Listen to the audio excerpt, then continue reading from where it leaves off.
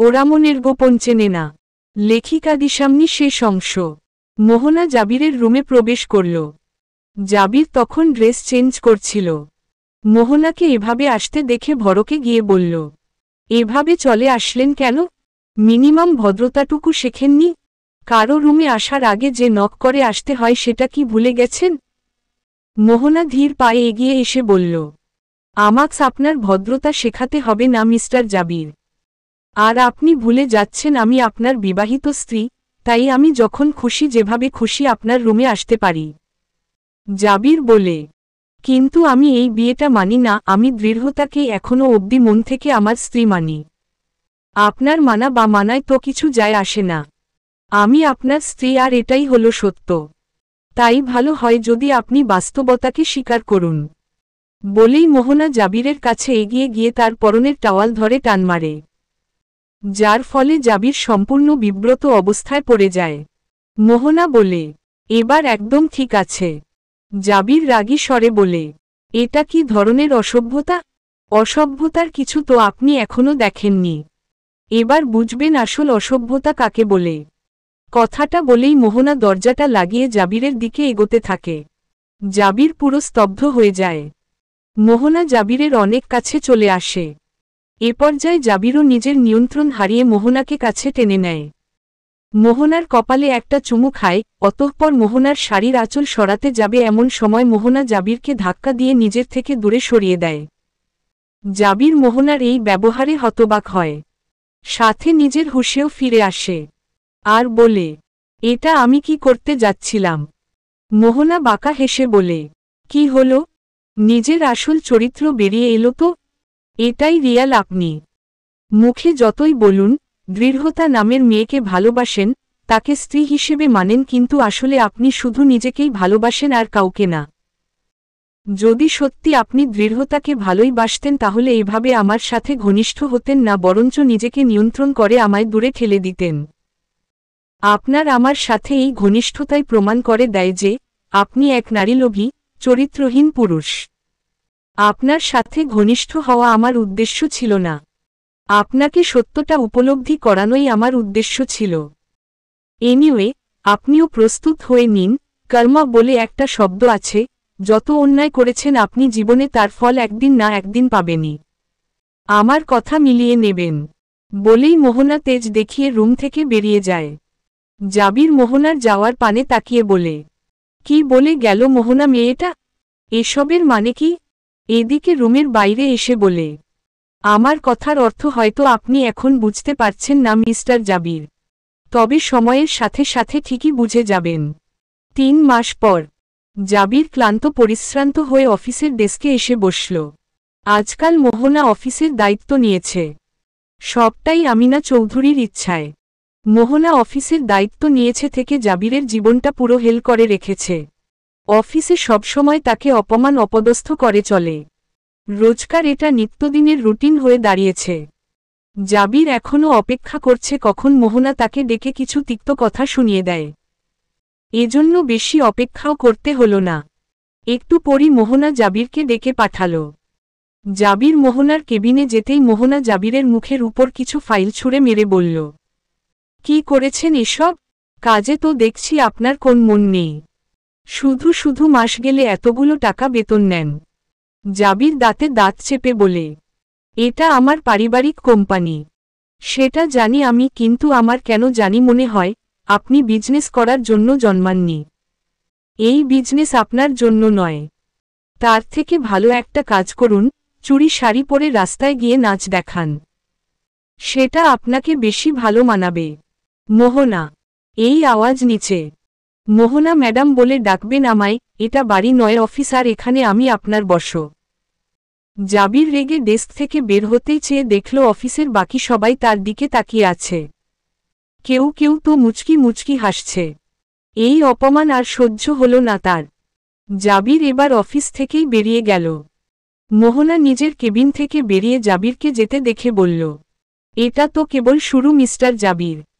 আনিকা চৌধুরীর কাছে আমি সব শুনেছি আপনি কত অন্যায় করেছেন। সেসব কিছুর জন্য এটুকু তো আপনার পাওনা ছিলই। তবে শুধু আপনাকেই শাস্তি দিলে তো হবে না, সাথে আপনার মাদাদির ব্যবস্থাও করতে হবে। সেটাও আমি করছি। বলেই সে ফোন বের করে ললিতা চৌধুরীর নাম্বারে কল করল।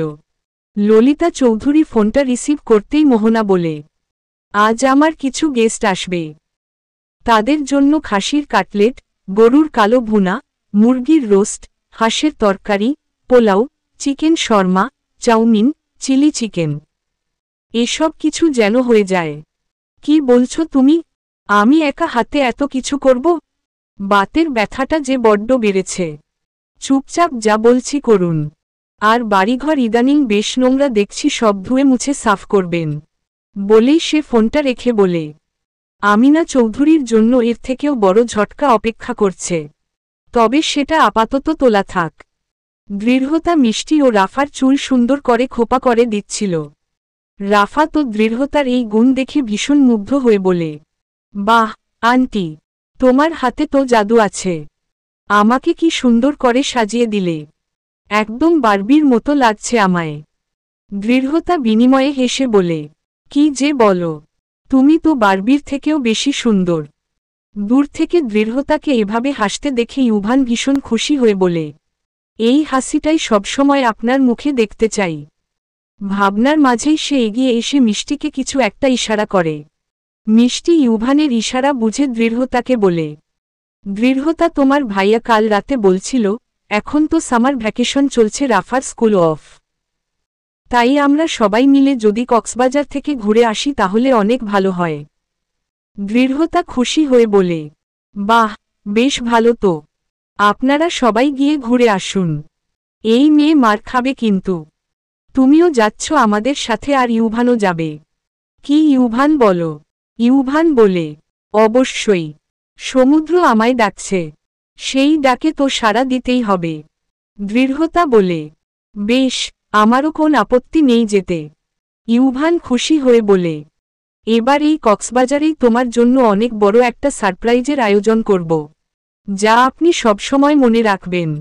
Wait for Cox's Bazar. কক্সবাজারে? জাবির হতবাক স্বরে বলে। আমিনা চৌধুরী বলে ওঠেন, হ্যাঁ, তুমি আর মোহনা তো বিয়ের পর একসাথে কোথাও ঘুরতে যাওনি, তাই এই সময় যাও, কক্সবাজার থেকে ঘুরে আসো। ভালো লাগবে। আমি ওই মেয়েটার সাথে কোথাও যাব না। অফিসে উঠতে বসতে আমায় অপমান করে। আজ তো সব সীমাই অতিক্রম করে দিয়েছে। আমি যা বলছি তাই করো জাবির। আমি তোমায় অনুরোধ না আদেশ করছি। বলেই তিনি উঠে দাঁড়ান। তিনি চলে যেতে নেবেন এমন সময় ললিতা চৌধুরী এসে বলেন, ওই মেয়েটাকে এত তোল্লাই দিচ্ছেন কেন আম্মা? তোল্লাই নয় বৌমা, খাল কেটে কুমির ডেকে নিয়ে এসেছিলাম তো। এবার সেই কুমিরকে আবার খালে পাঠানোর পালা। তবে জ্যান্ত অবস্থায় নয়, মৃত অবস্থায়। বলেই একটা অন্যরকম হাসি দেন তিনি। দৃঢ়তা চুপচাপ বসে সমুদ্রের পানে চেয়ে আছে। তার ঠিক একটু পাশেই চেয়ারে পিঠ ঠেকিয়ে বসে আছে ইউভান। চোখে তার রোদ চশমা।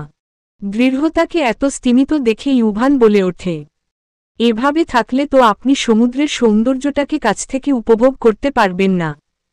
যদি মজা করতে চান তাহলে কাছে যান। দেখুন রাফা, মিষ্টি আপু, রাফসান ভাই কতটা এনজয় করছে। দৃঢ়তা একটা দীর্ঘ শ্বাস ফেলে বলে, আজকাল কেন জানি আনন্দ পালন করতেও ভীষণ ভয় লাগে। না জানি কখন কোন দিক থেকে বিপদ এসে হাজির হয়। এত বিপদের ভয় পেলে জীবনে সুখ আর পাবেন কই? আসুন আমার সাথে, সমুদ্রের সৌন্দর্য উপভোগ করি একসাথে। দৃঢ়তা কেন জানি চেয়েও মানা করতে পারল না। ইউভান যখন তার দিকে হাত বাড়িয়ে দিল তখন সে না চাইতেও হাতটা ধরে ফেলল। এই হাতটা ধরে যেন ভীষণ ভরসা পাচ্ছে সে। অতঃপর ইউভানের হাতটা ধরেই এগোতে লাগল সামনের দিকে। কিছুটা দূরে গিয়েই ইউভান দৃঢ়তাকে সমুদ্রের মাঝখানে দাঁড় করিয়ে বলল, এবার নিজের সব দুঃখ এই সমুদ্রের অফুরন্ত পানির মাঝে বিসর্জন করে দিন তো। তাহলে দেখবেন আর কষ্ট লাগবে না। দৃঢ়তা চোখ বন্ধ করে তাই করার চেষ্টা করে। এই গভীর সমুদ্রেই ভাসিয়ে দিতে চায় তার দুঃখগুলো। কিন্তু সেটা কি আদৌ সম্ভব? থমথমে মুখে হোটেলে বসে আছে জাবির। না চাইতেও আজ তাকে কক্সবাজারে আসতে হয়েছে ওই মোহনার সাথে। মেয়েটাকে তার একদমই সহ্য হয় না। জাবির বারবার ঘড়িতে সময় দেখছে। মোহনা এসে থেকে যে সেই ওয়াশরুমে গেছে এখনও বের হবার সময় নেই। এর মধ্যে হঠাৎ করে ওয়াশরুম থেকে বেশ সেজেগুজে বের হল মোহনা। মোহনাকে দেখে জাবির অবাক স্বরে বলল, আপনি এত সেজেছেন কেন? মোহনা বলে, বারে, এত দূর ঘুরতে এসেছি আর একটু সাজব না? একটু ঘুরে সমুদ্র থেকে। এই প্রথম আমি বাংলাদেশের কোন ট্যুরিস্ট স্পটে এসেছি। যদিও এর আগে ইউরোপের অনেক সি বিচে আমি গেছি, তবে নিজের দেশের সি বিচে প্রথমবার, তাই একটু অন্যরকম ফিল হচ্ছে। তো যান, গিয়ে ঘুরে আসুন। কেন, আপনি যাবেন না? না, স্পষ্ট জানিয়ে দিল জাবির। মোহনা দীর্ঘ শ্বাস ফেলে বলে, না গেলে না যাবেন, আপনাকে তো আমি জোর করব না। আপনি এখানেই বসে থাকুন, তাহলে আমি গেলাম। বলেই মোহনা বেরিয়ে যায়। জাবির চুপচাপ বসে থাকে। কিছু সময় পর তার নিজেরও আর ভালো লাগে না এভাবে বসে থাকতে। তাই সে ভাবে, ওই মোহনা তো নিজের মতো বেরিয়ে গেল, এখন আমিও যাই। এভাবে বসে থাকতে ভালো লাগছে না, একটু ঘুরে আসি, তাহলে মনটা ফ্রেশ হবে। এমন ভাবনা থেকেই জাবির বেরিয়ে পড়ল একা। মোহনা সমুদ্রে ঘুরতে এসে ভীষণ আনন্দ বোধ করছিল। সমুদ্রের বিশাল জলরাশি তার ভীষণ ভালো লাগছিল, যদিও এখানকার পানি তার দেখা সমুদ্রগুলোর মতো অতটা পরিষ্কার নয়, তবুও নিজ দেশের উপর দিয়ে বয়ে চলা এই সমুদ্রবন্দর তার কাছে বড্ড প্রিয় ঠেকল। ইচ্ছা করল একটা ডুব দিয়ে আসার। এমন সময় সে লক্ষ্য করে দূরে দাঁড়িয়ে এক ছেলে আর এক মেয়ে, ইউভান ও দৃঢ়তা। দুজন একসাথে এই সমুদ্রের মাঝখানে দাঁড়িয়ে কি সব যেন কথা বলছে। তাদের একসাথে কতই না সুন্দর লাগছে। এটা দেখে মোহনার ভীষণ ভালো লাগে। মেয়েটির সামনে দাঁড়িয়ে থাকা ছেলেটিকে তার ভীষণ সুপুরুষ মনে হয়। কি সুন্দর নিজের সঙ্গিনীর যত্ন নিচ্ছে সে। রোদ যাতে তাকে স্পর্শ করতে না পারে সেজন্য হাত তার মাথার উপর রেখেছে। নিজের জন্যেও তো এমনই একজনকে চেয়েছিল মোহনা। সে তাকে সব বিপদ আপদ থেকে আগলে রাখবে। কিন্তু ভাগ্যের পরিহাসে আজ এমন একজন সঙ্গীকে তার বরণ করে নিতে হয়েছে যে কিনা আর ভাবতে পারল না মোহনা। সব সময় শক্ত থাকা মেয়েটার মনও এবার নরম হয়ে গেল। নিজের বাবার একটা ভুল সিদ্ধান্ত তার জীবনটা যেন তছনছ করে দিয়েছে। এসব ভেবে তার কান্না পেয়ে গেল। এখানে তার চেনাজানা কেউ নেই, তাই এতদিনের জমিয়ে রাখা কান্নাগুলো সব একসাথে প্রকাশ পেল। এদিকে সমুদ্রের পানিতে দৃতাকে মজা করতে দেখে ইউভানের ভীষণ ভালো লাগছিল। সে বলে ওঠে, আপনাকে সবসময় এভাবেই সুখী দেখতে চাই দৃঢ়তা। এই সুখটুকু আপনি ডিজার্ভ করেন। এমন সময় হঠাৎ করে দৃঢ়তা পড়ে যেতে নিতেই ইউভান তাকে ধরে নিয়ে বলে, সাবধান, সামলান নিজেকে। দৃঢ়তা উঠে দাঁড়িয়ে বলে, ধন্যবাদ, আপনি না থাকলে যে কি হতো। কোন ব্যাপার না, আপনার যে কোনো বিপদে আমি ঢাল হয়ে দাঁড়াবো, কথা দিলাম। দৃঢ়তা আর কিছু বলতে যাবে এমন সময় রাফা সেখানে চলে এসে দৃঢ়তার হাত করে ধরে বলে, আন্টি এদিকে এসো, দেখবে কি সুন্দর একটা কচ্ছপ। দৃঢ়তা রাফার সাথে যায়। ইউভান তার যাওয়ার পানে তাকিয়ে থাকে। মোহনা একা একাই কিছু সময় সমুদ্র সৈকতে ঘুরতে ঘুরতে হঠাৎ করেই একটা ফাঁকা স্থানে চলে আসে। মোহনা এতটাই বেখেয়ালি ছিল যে লক্ষ্যই করেনি এত সময় ধরে কিছু লোক তাকে অনুসরণ করছিল গোপনে। এই সুযোগটাকেই তারা কাজে লাগাল। মোহনা কিছু বুঝে ওঠার আগেই তার সামনে এসে দাঁড়াল। মোহনা হঠাৎ এভাবে কিছু অচেনা মানুষকে দেখে হতবাক স্বরে বলল, এ কি, কারা আপনারা? তারা মোহনাকে কিছু বলার সুযোগ না দিয়েই হঠাৎ করে তার মুখে চেপে ধরল। আরেকজন একটা ধারালো ছুরি বের করল। সামনে কি হতে পারে সেটা বুঝতে পেরেই মোহনার বুক কেঁপে উঠল। সে চোখ বন্ধ করে মহান সৃষ্টিকর্তা আল্লাহ তায়ালাকে স্মরণ করতে লাগল। বলল, হে আল্লাহ, আমাকে রক্ষা করুন। আজ কি তাহলে এখানেই সবটা শেষ হয়ে যাবে? দৃঢ়তা রাফাকে নিয়ে সামুদ্রিক মাছের আড়তের কাছাকাছি চলে যায়। এই স্থানে বিভিন্ন সামুদ্রিক প্রজাতির মাছ বিক্রি করা হচ্ছিল। রাফা এসব দেখে খুশি হয়ে যায়। দৃঢ়তারও ভালো লাগছিল। রাফা তো বিভিন্ন মাছের নাম জানতে চাইছিল। দৃতা ফোন ঘেটে তাকে সব মাছের নাম বলছিল। এভাবেই মাছের আড়তে ঘুরতে ঘুরতে হঠাৎ করে দৃঢ়তা থমকে যায়। তার সামনে দাঁড়ানো পুরুষটিরও অবস্থা কিছুটা একই। দীর্ঘ 3 মাস 3 মাস পর এভাবে যে কক্সবাজারে এসে দৃঢ়তার মুখোমুখি হবে তা কল্পনাও করেনি জাবির। যাকে সে এত খুঁজে বেড়াচ্ছিল তাকে কিনা এভাবে দেখতে হল। জাবির কোন অনুভূতির প্রকাশ করতে পারল না। সে একাধারে খুশি ও অবাক। এদিকে দৃঢ়তা ভীষণ অস্বস্তিকর এক পরিবেশে পড়ল। জাবিরকে দেখেই সে চোখ নামিয়ে রাফাকে নিয়ে অন্যদিকে যাইতে চাইল। এমন সময় জাবির দৌড়ে এসে দৃঢ়তাকে জড়িয়ে ধরে বলল, দৃঢ়তা, তুমি এখানে? তুমি জানো না আমি তোমায় এতদিন কত খুঁজেছি। অবশেষে তোমার দেখা পেলাম। আমি তোমার সাথে অনেক অন্যায় করেছি দৃঢ়তা, তোমার মতো হীরার মূল্য বুঝতে পারিনি, যার ফল আমায় পেতে হয়েছে। তবে এবার আর সেই ভুলের পুনরাবৃত্তি হবে না। তোমাকে আমি নিজের করে নেবই। জাবিরের বলা কথাগুলো শুনে দৃঢ়তা একটা স্থবির হয়ে যায়। কি বলছে এসব জাবির? দৃঢ়তা বুঝে উঠতে পারে না। সে নিজেকে জাবিরের থেকে ছাড়িয়ে নেয়ার চেষ্টা করে কিন্তু কিছুতেই জাবিরের শক্ত বন্ধন থেকে নিজেকে মুক্ত করতে পারে না। কিছুটা দূরে দাঁড়িয়ে এই দৃশ্য দেখে নিজের হাত মুষ্টিবদ্ধ করে নেয় ইউভান। সে এসেছিল রাফা ও দৃঢ়তার খোঁজে, কিন্তু এসেই যে এমন কিছু দেখবে ভাবেনি। তার বুকের এক কোণে সূক্ষ্ম ব্যথা অনুভব হল দৃঢ়তাকে এভাবে অন্য একজনের সাথে দেখে। দৃঢ়তা জাবিরকে একটু হালকা ধাক্কা দিয়ে নিজের থেকে খানিক দূরে সরিয়ে দিল। অতঃপর বলল, আপনি এখানে? জাবির বলল, এই প্রশ্ন তো আমার তোমাকে করা উচিত দৃঢ়তা। তুমি আমাদের কাউকে কিছু না বলে এভাবে পালিয়ে এত দূরে চলে এলে, আর এত দিন ধরে আমার থেকে পালিয়ে বেড়ালে। এখানে পালিয়ে বেড়ানোর কিছু নেই। আপনার সাথে তো এখন নিশ্চয়ই মান্যতা আপুর বিয়ে হয়ে গেছে। না, আমার আর মান্যতার বিয়ে হয়নি। দৃঢ়তা হতবাক স্বরে বলে, হয়নি মানে? এমন সময় জাবির বলে ওঠে, তুমি সেদিন পালিয়ে আসার পরই জাবিরের প্রেমিক আবির ফিরে আসে, আর যার কারণে মান্যতা বিয়েটা ভেঙে দিয়ে চলে যায়। এরপর আমি তোমায় অনেক খুঁজে বেরিয়েছি, কিন্তু কোথাও তোমার কোন খোঁজ পাইনি। আমি নিজের সব ভুল বুঝতে পেরে গেছি দৃঢ়তা। তুমি প্লিজ আমার জীবনে ফিরে আসো। দৃঢ়তা কি বলবে কিছুই বুঝতে পারে না। তার মাথা একদমই কাজ করছিল না।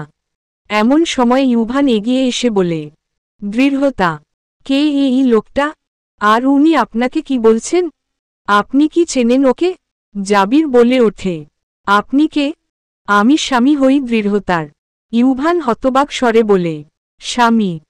ওহ, মানে আপনি সেই মেরুদণ্ডহীন কাপুরুষ ব্যক্তি যিনি দৃঢ়তার এত কষ্টের কারণ। যতদূর জানি আপনার তো এখন নিজের পছন্দের মেয়ের সাথে বিয়ে হয়ে গেছে, তাহলে 3 মাস পর হঠাৎ আবার দৃঢ়তাকে দেখতে পেয়ে এভাবে জড়িয়ে ধরলেন কেন? একদম ফুলের মতো চরিত্র তো আপনার। Mind your language. আমাকে এসব বলার আপনি কেবে? দৃঢ়তা স্ত্রী হয় আমার, আর আমি ওর স্বামী। আপনি কোথাকার কোন হরিদাস পাল যে আমাদের মাঝে কথা বলছেন? এমন সময় হঠাৎ করে মোহনা সেখানে উপস্থিত হয়ে বলে, যদি দৃঢ়তা আপনার স্ত্রী হয় তাহলে আমি কে? কথাটা শুনেই জাবির মোহনার দিকে তাকায়।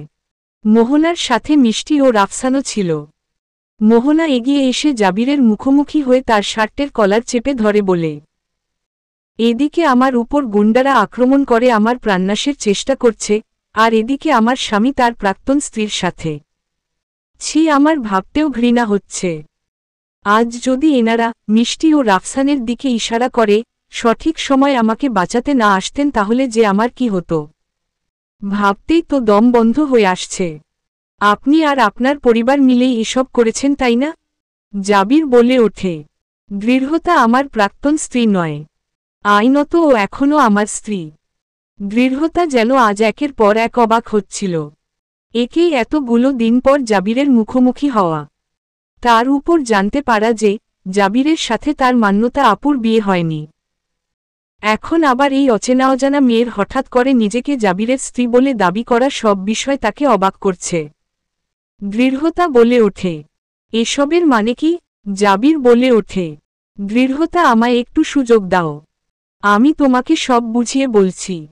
মোহনা বলে, যা বলার আমি বলছি, আমি মোহনা, জাবিরের বর্তমান স্ত্রী। দৃঢ়তা জাবিরের দিকে তাকায়। জাবির ছটফট করছিল কিছু একটা বলার জন্য। এমন সময় ইউভান বলে ওঠে, বাহ মিস্টার জাবির চৌধুরী, আপনার চরিত্র তো যতটা সুন্দর ভেবেছিলাম তার থেকেও কয়েক গুণ বেশি সুন্দর। প্রথমে দৃঢ়তার মন নিয়ে খেললেন, তারপর ওর বড় বোন মান্যতার, আর এখন এই মহিলার। আপনার প্রশংসা না করে পাচ্ছি না, মিষ্টি দৃঢ়তাকে বলে। দৃঢ়তা, জানো এই মেয়েটাকে আজ সমুদ্রের কাছে কে বা কারা যেন আক্রমণ করেছিল। ভাগ্য ভালো আমি আর রাফসান সঠিক সময় সেখানে পৌঁছে যাই, না হলে যে আজ কি হয়ে যেত। দৃঢ়তা নিশ্চুপ থাকে, সে কোন কিছুই বুঝে উঠতে পারছিল না। এরই মধ্যে জাবির বলে, আমাকে তো কেউ নিজের দিকটা ব্যাখ্যা করার সুযোগই দিচ্ছে না। আমি মোহনাকে নিজের ইচ্ছায় বিয়ে করিনি, শুধুমাত্র পরিবারের চাপে বাধ্য হয়ে আমায় এই বিয়েটা করতে হয়েছে। কিন্তু মন থেকে এই বিয়েটা আমি মানিনি। আমি এখন বুঝতে পেরেছি আমি নিজের আসল ভালোবাসা চিনতে ভুল করেছি। দৃঢ়তা আমার কাছ থেকে দূরে সরে যাবার পরই আমি উপলব্ধি করেছি আমি ওকে কতটা ভালোবাসি। আমি দৃঢ়তাকে নিজের করে ফেরত পেতে চাই, আর মোহনাকেও ডিভোর্স দিতে চাই। মোহনা বলে, আপনি যদি ভেবে থাকেন এত সহজে আমি আপনাকে মুক্তি দেব তাহলে ভুল ভাবছেন। আপনি অনেকের জীবন নিয়ে ছিনিমিনি খেলেছেন, কিন্তু আর না। অন্তত আমার জীবন নিয়ে আপনি ছিনিমিনি খেলতে পারবেন না। জাবির সব উপেক্ষা করে মিষ্টির সামনে গিয়ে হাঁটু গেড়ে বসে পড়ে বলে, দৃঢ়তা, তুমি অন্তত কিছু বলো, এভাবে চুপ করে থেকো না। ভুল তো মানুষ মাত্রই হয় বলো, আমিও ভুল করেছি, কিন্তু আমি জানি তুমিও আমায় ভালোবাসো। তাই আমার এই ভুলটা ক্ষমা করে দাও। আমি তোমায় কথা দিচ্ছি তোমার প্রতি ভালোবাসার কোন কমতি রাখব না। দয়া করে আমার কাছে ফিরে এসো। এবার আর দৃঢ়তা চুপ না থেকে জবাব দেয়, জীবন কি আপনার কাছে ছেলেখেলা মিস্টার জাবির? আপনার যখন ইচ্ছা যাকে খুশি কাছে টেনে নেবেন, যখন খুশি দূরে ঠেলে দেবেন। এসবের কি কোন মানে হয়? আপনি কি নিজেও জানেন আপনি কি চান? না, জানেন না। আমি জানি, আমি শুধু তোমাকেই চাই। মোহনা বলে ওঠে, তাহলে আমার কি হবে? আমাকে কেন বিয়ে করলেন আপনি? নিজের পরিবারকে বলতে পারতেন বিয়েটা না দিতে। আমি কেন শুধু শুধু ভুক্তভোগী হব? দৃঢ়তা বলে, এবার আর কেউ ভুক্তভোগী হবে না মিস্টার জাবির। আমি আপনার জীবনে আর কখনো ফিরব না, এই কথা কান খুলে শুনে রাখুন আর নিজের মাথাতেও ঢুকিয়ে নিন। আমি আপনার হাতের খেলনা পুতুল নই। আমাকে যখন একবার আপনি নিজের থেকে দূরে সরিয়েছেন তখন হাজার চেষ্টা করেও আর আমায় কাছে টানতে পারবেন না। ভালো এটাই হবে যে আপনি নিজের বর্তমান স্ত্রীকে নিয়ে খুশি থাকুন। আর 3 মাস তো হয়ে গেছে, আর 3 মাস পর আমি আপনাকে ডিভোর্স পেপার পাঠিয়ে দেব। বলেই দৃঢ়তা চলে আসতে নেবে এমন সময় জাবির তার পথ আটকে দাঁড়ায়। ইউভান রেগে জাবিরকে বলে, ওর পথ আটকাচ্ছেন কেন? শুনতে পাননি ও কি বলছে? দৃঢ়তা আর আপনার জীবনে ফিরবে না। জাবির বলে, সবাই অনেক কিছু বলে নিয়েছে, এবার আমি কিছু বলবো, সবাই মন দিয়ে শুনুন। আমি দৃঢ়তাকে ভালোবাসি, দৃতা এখনও আমার স্ত্রী, তাই ওর উপর আমার অধিকারবোধ আছে। দৃঢ়তাকে আমি ডিভোর্স দেব না, ওর সাথেই আমি সংসার করব। সেটা দৃঢ়তার ইচ্ছায় হোক বা অনিচ্ছায়, আর এটাই আমার শেষ কথা। এটা করা থেকে কোন আইন আমায় আটকাতে পারবে না মিস্টার জাবির। দৃঢ়তা রাগী চোখে জাবিরের দিকে তাকায়। জাবির সেসবকে পাত্তা না দিয়ে দৃঢ়তার হাত শক্ত করে ধরে বলে, আমার কাছে ফিরে এসো তুমি, এটাই তোমার জন্য ভালো হবে। মোহনা বলে, আপনি দৃঢ়তা ডিভোর্স দেবেন না, তাই তো? তাহলে আমার কথাও শুনে রাখুন, আমিও আপনাকে ডিভোর্স দেব না। বেশ তো, কোন অসুবিধা নেই। আমি না হয় 2 বউ নিয়ে সংসার করলাম। জাবিরের কথা শুনে দৃঢ়তা ও মোহনা দুজনেই তার দিকে ঘৃণার সাথে তাকায়। দৃঢ়তা হোস্টেলে ফিরে জাবিরের বলা কথাগুলোই ভাবছিল বসে বসে। তার মনে কেন জানি এক বিন্দু পরিমাণ শান্তি ছিল না। দৃঢ়তার এই অবস্থার মাঝেই হঠাৎ করে ইউভান এসে তার পাশে বসে দৃঢ়তার কাঁধে হাত রেখে বলে, কি ভাবছেন দৃঢ়তা? নিশ্চয়ই জাবির চৌধুরীর বলা কথাগুলোই। দৃঢ়তা দীর্ঘ শ্বাস ফেলে বলে, মিথ্যা বলবো না, আমি আসলেই সেই ব্যাপারে ভাবছিলাম। আমি জানি না কেন, কিন্তু ওনার বলা কথাগুলো আমায় ভীষণ ভাবাচ্ছে। উনি কেন বলে গেলেন যে আমাকে যেভাবেই হোক আবার ওনার জীবনে ফেরাবেন? আমি তো ওনার জীবনে আর ফিরতে চাই না। এত চিন্তা করার কিছু নেই। উনি বললেই তো আর কিছু হয়ে গেল না। তোমার উপর জোর করে উনি কিছু করতে পারবেন না। দৃঢ়তা এবার একটু স্বস্তির নিঃশ্বাস ফেলে। এমন সময় হঠাৎ করে বাইরে থেকে কিছু হট্টগোলের আওয়াজ শুনে দৃঢ়তা রুম থেকে বের হয়। ইউভানও বের হয় তার সাথে। মিষ্টি দৃঢ়তাকে দেখেই বলে, দৃঢ়তা, তুমি কেন আসতে গেলে? দৃঢ়তা বলে, কিসের যেন আওয়াজ শুনলাম এখানে, কিছু কি হয়েছে আপু? না কিছু হয়নি, তুমি ভেতরে যাও। দৃঢ়তা ভেতরে যেতে নেবে এমন সময় হঠাৎ করে জাবির ছুটে আসে। জাবিরকে দেখেই দৃঢ়তা হতবাক স্বরে বলে, আপনি এখানে? আমার ঠিকানা আপনি কিভাবে পেলেন? জাবির দৃঢ়তার হাত ধরে বলে, তোমাকে আমি নিজের সাথে নিয়ে যেতে এসেছি দৃঢ়তা। চলো আমার সাথে ঢাকায় ফিরে যাবে। আমি আপনার সাথে কোথাও যাব না। ছাড়ুন আমার হাত। তোমায় যেতে হবে। তুমি যেতে বাধ্য। কারণ আইনত আমি এখনো তোমার স্বামী।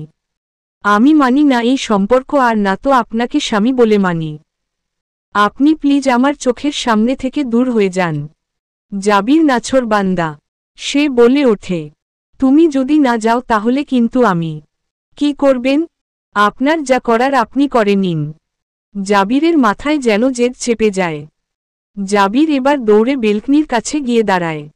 দৃঢ়তা হতবাক স্বরে বলে ওঠে, এ কি করছেন আপনি? জাবির বলে, আমার সাথে যাবে না তো তুমি? এবার দেখো। বলেই জাবির ওই উঁচু বেলকনি থেকে একটা লাফ দেয়। সবকিছু এত দ্রুত ঘটে যায় যে দৃঢ়তা কিছু বুঝেই উঠতে পারে না, কিন্তু যখন বুঝতে পারে তখন ভয়ে চিৎকার করে বলে ওঠে, মিস্টার জাবির। জাবিরকে কক্সবাজারের স্থানীয় একটি হাসপাতালে নিয়ে আসা হয়েছে।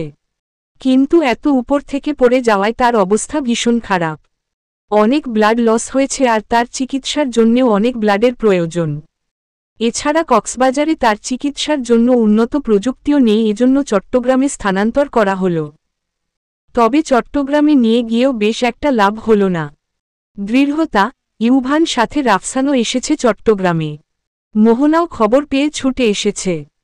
মোহনার চোখে জাবিরের জন্য উৎকণ্ঠা দেখেছে দৃঢ়তা। যা থেকে বোঝা যায় মোহনার মনে হয়তো জাবিরের প্রতি একটু হলেও অনুভূতি আছে। ব্যাপারটা ভেবেই দীর্ঘ শ্বাস ফেলে দৃঢ়তা। তার কেন জানি ব্যাপারটা একটু খারাপ লাগে। মনের কোণে একটু ঈর্ষা বোধ হয়। এরই মধ্যে একজন ডাক্তার এসে বলেন, ওনার চিকিৎসার জন্য আমাদের প্রচুর এ ব্লাড গ্রুপ দরকার। দৃঢ়তা বলে, আমার ব্লাড গ্রুপ এ, আমি ওনাকে ব্লাড দিব। বেশ, আসুন তাহলে। মোহনা দৃঢ়তার দিকে এগিয়ে এসে বলে, আপনাকে অনেক ধন্যবাদ। জাবির আপনার সাথে এত কিছু করেছে, তবুও আপনি। এখানে ধন্যবাদের কিছু নেই। ওনাকে রক্ত দেয়াটা আমার কর্তব্য। বলেই একটু থমকে যায়। অতঃপর বলে, ওনার জায়গায় অন্য কেউ হলেও আমি দিতাম। কারণ এটা মানবতার ব্যাপার। দৃঢ়তা চলে যায় জাবিরকে ব্লাড দিতে। ইউভান খেয়াল করে জাবিরের কথা ভেবে দৃঢ়তা যেন একটু বেশিই চিন্তিত হয়ে গেছে। এই ব্যাপারটা তার একদম ভালো লাগে না। তবুও সে এটা ভাবে যে দৃঢ়তা হয়তো সবটা মানবিকতার খাতিরেই করছে। এটা ভেবেই সে শান্ত হয়। 2 দিন পর জাবির এখন একদম সেরে উঠেছে। জাবিরের অ্যাক্সিডেন্টের খবর পেয়ে আমিনা চৌধুরী ও ললিতা চৌধুরী, জলিল চৌধুরীও ছুটে এসেছেন। তবে আনিকা চৌধুরী আসেননি। কারণ তার নিজের শরীরও খুব একটা ভালো না এবং তিনি কিছুদিন থেকে বিছানায় পড়ে আছেন। ললিতা চৌধুরী তো নিজের ছেলের পুরো অবস্থার দায় মোহনার উপর চাপিয়ে বললেন, এই মেয়েটার সাথে ঘুরতে এসেই আমার ছেলেটার আজ এই অবস্থা। তখন মোহনাও চুপ না থেকে বলে, আমাকে দোষারোপ করা বন্ধ করে সত্যটা জানুন। আমি যদিও এটা বলতে চাইনি, কিন্তু এখন বলছি, আমি না আপনার ছেলের এই অবস্থার জন্য সে নিজেই দায়ী। সে তার প্রাক্তন স্ত্রী দৃঢ়তাকে ফিরে পাওয়ার জন্য ব্ল্যাকমেইল করতে বেলকনি থেকে ঝাঁপ দিয়েছে। দৃঢ়তার কথা শুনেই আমিনা চৌধুরী হতবাক হন। বলেন, তার মানে ওই মেয়েটা এখন চট্টগ্রামে আছে? এরই মধ্যে একজন ডাক্তার এসে বলেন, মিস্টার জাবির চৌধুরীর জ্ঞান ফিরেছে, কিন্তু উনি বেশ পাগলামি করছেন। কথাটা শোনামাত্রই সবাই ছুটে যায় জাবিরের কেবিনের দিকে। কেবিনে প্রবেশ করামাত্রই সবাই দেখতে পায় জাবির নিজের ক্যানুলা খুলছে আর বলছে, আমি কিছু জানতে বা শুনতে চাই না। আমি আমার দৃঢ়তার কাছে যাব। আমার ওর সাথে কথা বলা দরকার। ললিতা চৌধুরী এগিয়ে এসে বলেন, শান্ত হও জাবির। না আম্মু, আমি শান্ত হব না। তোমরা সবাই দৃঢ়তাকে আমার থেকে আলাদা করে দিয়েছ। ওকে ছাড়া আমি বাঁচতে চাই না। আমি নিজেকে শেষ করে দেব। ললিতা চৌধুরী জাবিরকে সামলাতে বলেন, তুমি শান্ত হও। আমি কথা দিচ্ছি, দৃঢ়তাকে আবার তোমার জীবনে ফিরিয়ে আনব। আমিনা চৌধুরী রাগী কণ্ঠে ললিতা চৌধুরীর উদ্দেশ্যে বলেন, এসব তুমি কি বলছো ছোট বৌমা? তুমি ওই মেয়েটাকে আবারও ফেরাতে চাও? ক্ষমা করবেন আম্মা, আমি কখনো আপনার বিরুদ্ধে যাইনি। কিন্তু এবার প্রসঙ্গ আমার ছেলের জীবনমরণ নিয়ে, তাই আমি এবার আপনার বিরুদ্ধে যেতে বাধ্য হব। জাবির বলে, দৃঢ়তা অনেক জেদি। ও ফিরবে না। তোমরা ওকে আমার থেকে আলাদা করে দিয়েছ। ললিতা চৌধুরী বলেন, ভুল আমরা করেছি তো? বেশ, প্রায়শ্চিত্ত আমরা করব। প্রয়োজনে আমি গিয়ে দৃঢ়তায় পায় পড়ব। ওর কাছে ভিক্ষা চাইব যেন ও তোমার জীবনে ফেরে। তোমার মাথাটা খারাপ হয়ে গেছে নাকি ছোট বৌমা? আমার ছেলেকে আমি মরতে দেখতে পারবো না আম্মা। আপনার অহংকার আর দম্ভ আপনি সাইডে রাখেন। আপনার এই অহংকারের জন্য এই মোহনার মতো একটা ডাইনিকে আমার ছেলের জীবনে এসেছে। এর থেকে তো দৃঢ়তাই ভালো ছিল। আমরা সত্যি হীরার মূল্য বুঝতে পারিনি। তবে এবার আর ভুল করব না। এবার আমি ওকে ফিরিয়ে আনবই। এমন সময় জাবির বলে, আমি জানি ও কোথায় থাকে। সেদিন আমি চট্টগ্রামে ওদের ঠিকানাটাও জেনে নিয়েছি। বেশ, আমায় ঠিকানাটা দাও। আমি নিজে গিয়েছিল দৃঢ়তাকে নিয়ে আসব। মোহনা দূর থেকে এসব শুনে তার চোখ দিয়ে জল গড়িয়ে পড়তে থাকে। তাহলে কি এবার তার সব হারানোর পালা? এদিকে আমিনা চৌধুরী ভাবেন, যাই হোক, এই দৃঢ়তা মেয়েটা অন্তত মোহনার থেকে ভালো হবে। ছোট বৌমাকে আপাতত না আটকাই। এই মোহনা তো মূল্যও না, এবার ওকে অন্যভাবে সরাতে হবে। তার জন্য যদি দৃঢ়তাকে ব্যবহার করা যায় তাহলেও বা মন্দ কি। দৃঢ়তা মিষ্টিদের বাসার মধ্যে সোফায় বসেছিল। বসে কিছু কথা ভাবছিল, এমন সময় হঠাৎ করে কলিং বেল বেজে ওঠে। দৃঢ়তা গিয়ে দরজাটা খুলে দিতেই দেখতে পায় ললিতা চৌধুরীকে। অবাক স্বরে বলে ওঠে, আপনি? হ্যাঁ, আমি তোমার সাথে কিছু জরুরি কথা আছে। ভেতরে আসতে বলবে না? দৃঢ়তা বলে, জি, আসুন। কি বলবেন, বলুন। ললিতা চৌধুরী ভেতরে প্রবেশ করে কাঁদো কাঁদো সুরে বলেন, তুমি চলে আসার পর আমার সংসারটা পুরো ভেসে গেছে দৃঢ়তা। তুমি সত্যিই আমাদের পরিবারের জন্য সেরা ছিলে। তুমি চলে আসার পর সব এলোমেলো হয়ে গেছে। জানি না কোন কুক্ষণে আম্মা ওই মোহনা মেয়েটাকে আমাদের বাড়ির বউ করে এনেছিল। ও আমাদের হারমাস একদম জ্বালিয়ে খেয়ে নিচ্ছে। আমার ছেলেটাও ওর সাথে সুখী না। আমার ছেলেটাকে কি পরিমাণ মানসিক টর্চার করেছে তা বলার বাইরে। দৃঢ়তা শক্ত কণ্ঠে বলে, এসব আপনাদের পারিবারিক ব্যাপার, আপনারাই সামলে নিন। আমাকে এসব কেন বলছেন? ললিতা চৌধুরী অপমান বোধ করেন, তবুও শান্ত থেকে বলেন, আমি জানি তুমি ভীষণ রেগে যাচ্ছ। আর তোমার রাগ করাটাই স্বাভাবিক, কিন্তু ভুল ভাবছেন আপনি। আমি রাগ করছি না, যা সত্য তাই বলছি। আপনি বোধহয় এখানে আমাকে আপনাদের পারিবারিক কেচ্ছা শোনাতে এসেছেন, কিন্তু আমি সেসব শুনতে আগ্রহী নই, সো এক্সকিউজ মি। আমি জানি তোমার সাথে আমরা সবাই অনেক অন্যায় করেছি। কিন্তু আমার ছেলে জাবির, ও সত্যি তোমায় ভালোবাসে। তাই আমি তোমার কাছে অনুরোধ করছি, তুমি দয়া করে ফিরে চলো আমাদের বাড়িতে। আমরা সবাই তোমাকে বাড়ির বউয়ের মর্যাদা দিয়ে ঘরে তুলব। না, ওই বাড়িতে আমি আর ফিরব না। আর না তো আমার আপনাদের দেয়া বউয়ের মর্যাদার প্রয়োজন। আমি এখন যেমন আছি তেমনই ভালো আছি। ওই বাড়ি থেকে বেরিয়ে আসার সময়েই আমি শপথ নিয়েছিলাম যে আর জীবনে ওই বাড়ির চৈকাট মারাব না। আমার সেই কথা আমি রাখব। বলেই দৃঢ়তা চলে আসতে নেয়। এমন সময় হঠাৎ করে ললিতা চৌধুরী তার পায়ের কাছে বসে পড়ে বলে, আমি তোমায় পায়ে পড়ছি। দৃঢ়তার মন হঠাৎ নরম হয় ললিতা চৌধুরীর এই আচরণে। সে ললিতা চৌধুরীকে পা থেকে টেনে তুলে বলে, ছি ছি, এসব কি করছেন আপনি?